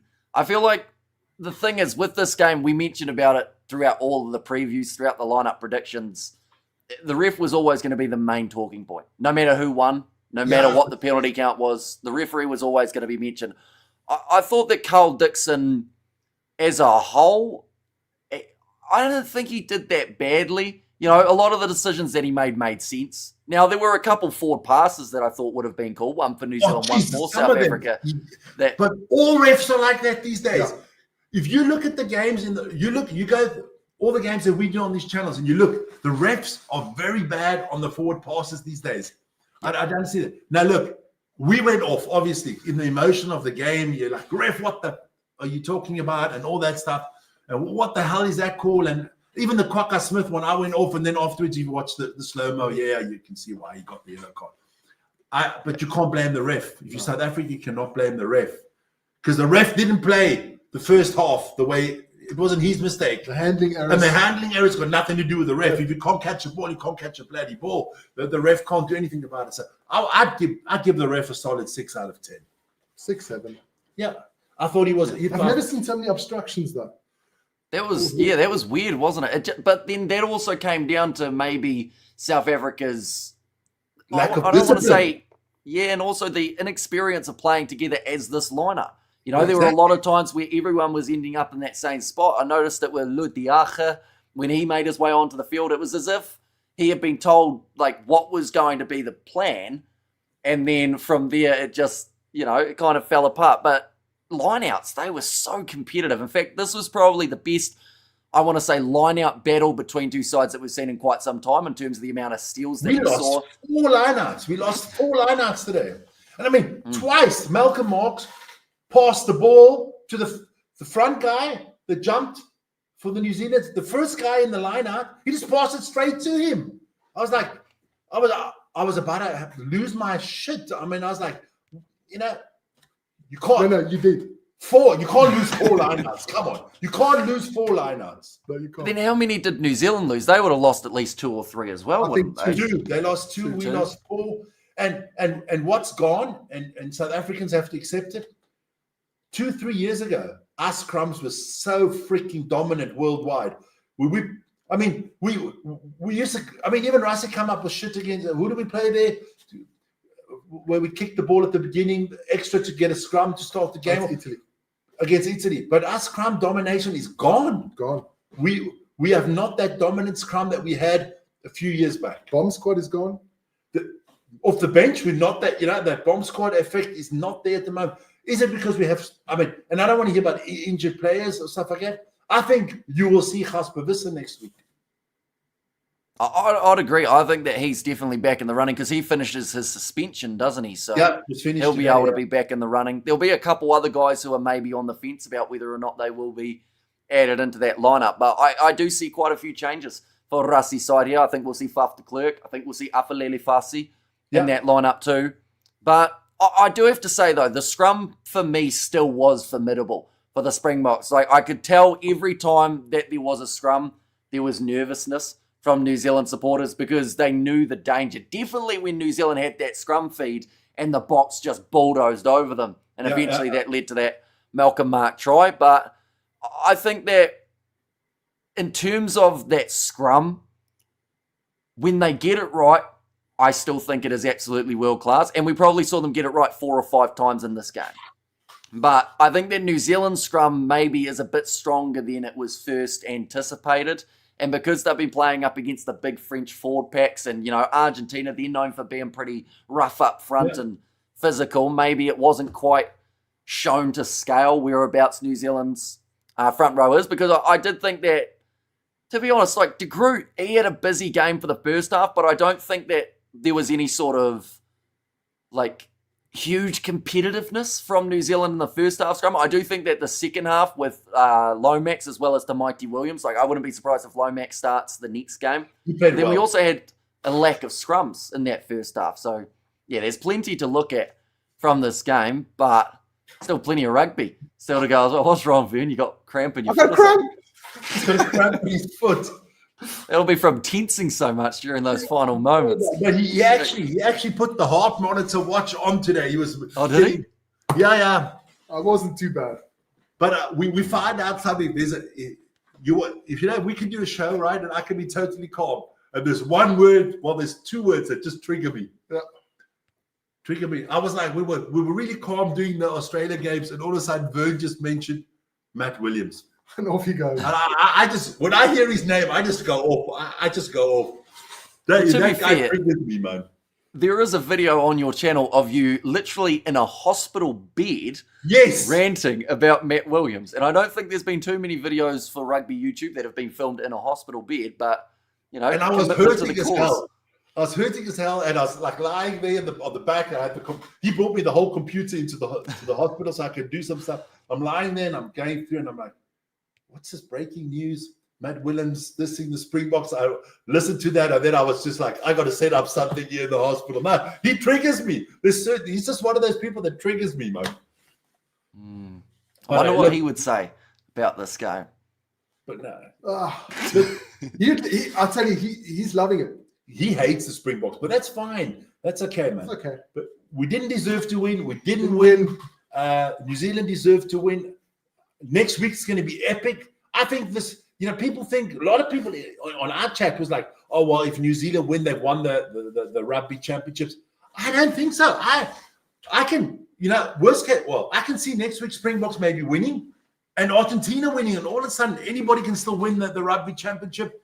Because I'm actually looking forward to that New Zealand Australia game. It was also at Eden Park, right? Yes, it is. So only a couple weeks away or 3 weeks away from New Zealand having to defend it once again at the Fortress. Look, they're obviously the favourites, New Zealand, to win the championship now with the way the results have gone. But I was mightily impressed with the Australians today. I was impressed with Argentina as well. I wouldn't count them out. Some beautiful tries at the beginning. Yeah, I think that Argentina probably got the best try of the competition with that Mateo Carreras one off the counter-attack. But, yeah, they'll be disappointed that they weren't able to secure that, Argentina, because they pretty much did everything up until that second half. And honestly, this game was a little bit of a game of 2 halves too. We saw New Zealand well and truly capable throughout that first 40. We always knew there would be some sort of Bok comeback at some point. And I think it was just those extra kicks going over from New Zealand. They were the crucial difference because rather than South Africa scoring and being behind by, let's say, 5, they were still behind by the 7. So that added just that little bit more that they had to go for the corner instead. But people were on my case, man. People were on my case when Australia playing Argentina because I was supporting the Aussies, man. And everybody's like, how can you support why does everybody hate Australia? In the chat, everybody supported Argentina. It's just because they're Australians, isn't it? No, they're all right, they're Australians, but no, they're fine. And I do think that in the end they deserve to win with how they were able to fight back. There were some gutsy performances. Joseph Suaalii getting 2 tries was a big feather in his cap. And then also in terms of that 4-pack for the Aussies, I feel like there were just, those little changes that they made at the right time that then got their momentum going because they look like a whole different side throughout the second half. I see Goodman is a big impact player for them. absolutely. He can be insane, and I think that James O'Connor added into that category as well. The change there, rather than Tom Liner. We have got a donation. This is a bit of a dodgy name. It's 15 is old enough, and he's donated 7 South African rand. So thank you very much. I assume you're talking about like the age of some wine or something in terms of how long you should. Otherwise it's keep dodgy. it distilling for. And we have got the so good to beat the box. I love this day, says Sam Greer. Well, the thing is, there is still more that is going to be happening. We've got the Carling Curry Cup just around the corner. Yeah. As well as that, we've got the Women's World Cup. Now, across the 2 channels, we are going to be covering multiple games. For myself, I'm doing Boland versus Western Province, and then also England versus Australia for the Women's World Cup. I believe every other game that I haven't said, the boys Vic and Vern will be able to cover in that regard. I'd assume they'll probably do all 3 of the Curry Cup games, will you? Vern's doing all 3 Curry Cup games in a row. I'm doing the Australia against England or England against Australia. So, yeah, it's going to be good. Look, I think England's going to hammer Australia. For Australia, it's all about keeping the score as close as possible, maybe getting that bonus point and securing qualification, But it's a big qualifications already secured today. Tonga qualifying for that Rugby World Cup. World Cup, yes, and Fiji as well. Samoa, I did that game this morning, and it was... Samoa started off so well, and then all of a sudden I didn't know that the commentator in the background said yes, Samoa needs to win with the bonus points. Yep, and that's why, because I didn't understand why they were not kicking for the penalties when they had the opportunities, and then it was clear, okay, they have to score 4 tries. They want the bonus point. So Samoa not going to be at the World Cup. That's not that sad. Maybe depending on how it goes. I think they've got their game next week, I believe, up against the USA. Whoever wins that, I believe, gets into the World Cup. And then the other team have to go through the repechage, which is a bit of a long-winded kind of process. So I think they'd much rather just get the job done next week. Although we did see USA Samoa play in the sevens side of things a little while ago, and that was the relegation battle in which we saw Samoa lose their spot. So they really can't lose the World Cup spot as well. I feel like that would just be absolutely brutal. They need them. Those are the teams, they might not win. They won't win the World Cup, but those are the teams that when they play against, you always support. If England's playing Samoa, you're supporting Samoa. You always they're the underdog teams that you love supporting. Potential banana skin. Yes, and they always make it interesting with their passion. I love that passion that they have. Yeah, and just that physicality as well is always the forefront. There was plenty of it out there at Eden Park, and I'm sure there will be plenty of it at Sky Stadium next week. But nonetheless, we do thank you all very much for still tuning in. I do see that we've got just over 1,700 still here watching along in this post-match review, man. Which is, it's absolutely insane. We decided we might as well break a record in terms of having 4 guests on at once, which consisted of yelling at each other for a good minute, but then we got through it and we managed to sort out differences. But yeah, nonetheless, anyone who hasn't already, be sure, of course, to check out Vic and Vern's channel. It is the link that Sebastian just put in the chat, so be sure to check those guys out. They have got the Carling Curry Cup, like I mentioned, but I am going to be doing Boland versus Western Province. That is the next game. We'll have to get that one scheduled. It's only around the 3 hours away. Also, a bit of a post-match review coming up on the channel as well. But nonetheless, thank you all very much for tuning in. If you did enjoy, be sure to leave a like and subscribe. And also, thank you all very much for 70,000 subscribers. We managed to reach that today as well. Congratulations. You're getting a super chat from us, don't worry, because he gave us a big super chat yesterday. Cool, we hit 85,000, so that was fantastic. We'll just have to organise, instead of the super chat, how about the lineup prediction up against the South Africans or up against New Zealand this week? Yeah, well, definitely. Try and get both of you on. Because that's going to be interesting to see what both coaches come up with, because I think the New Zealanders has picked up a few injuries there today. Yep. Yeah, I think that Amoni Nuttall's rib, I wouldn't think would be all right for next week, or else he would have wanted to continue in this game. And Cody Taylor was concussed. There's no denying that. He was wobbly for a good couple minutes before they actually took him off the field. And I spotted it straight away, because the thing is, when you get into that concussed, like when they've taken the head knock, it's always when they're trying to put down their fist rather than their fingers. That seems to be a telling sign. And he was kind of, trying to crawl forward, which just was not going to work for him. But And the problem those is, are the two main ones. I think everyone else passed the HIAs. because the thing is, I think, what's the rule? I think it's 2 weeks, right? Minimum that you're out. Mhm. Yeah. Which Yeah, is so if good. you're- Look, that's a good thing. I mean, in the olden days, I mean, you saw people that didn't even bloody well know they was in the stadium and they were still on the field, that their head was so wobbly. I think it's a good thing. We do develop, we're not cavemen anymore. We're developing slowly but surely. But then the thing is, with that Cody Taylor one, we've seen people, even in the Women's World Cup, the mouth guard, it normally detects and says, yep, you've taken a head knock. So surely, rather than him staying out there for another 2 or 3 minutes, you would think that maybe there's a chance that mouth guard would have picked something up, right? Rather than it having to be from the medical team looking at him. Yeah, I mean, look, I just think from a coach's perspective, look, obviously the coaches are sitting up top there, don't see it, but from a medical perspective, I think if there's any doubt, it's not worth it. It's not worth take the guy off. It's not worth it. Even if we've seen it in the past, players that they play on. I just think we're further than that these days. No rugby player should be risking his health. Not that you stop rugby with 35, 36, and with 40 you don't know you can't even name your children anymore because you've had so many knocks on your head. Not a good thing. No. And I think South Africa also had a couple HIAs that they had to deal with throughout the game as well. It was honestly like rolling subs at times throughout that second half with the amount of guys going on and off. Pollard on, Pollard off. Trying to keep track of. Yeah, Andre Pollard coming back at the end, though, could have bode very well for the South Africans. I feel like I said, 79th minute, someone to kick for a draw. Andre Pollard's the guy that you want to be out there in that big moment. But nonetheless, we do thank you all very much for tuning in. If you did enjoy, of course, be sure to leave a like and subscribe. Plenty more coming up. The rematch next week and plenty more live streams throughout the weekend as well. But thank you very much, Vic and Vern, once again, for both coming on the channel. Thanks a lot for having us. And hopefully we get to do this again in the very near future. But see you all later. That wasn't the normal outro, so I'll try it again. Thank you all very much for tuning in, and we will see you all for the next one. Ciao, guys.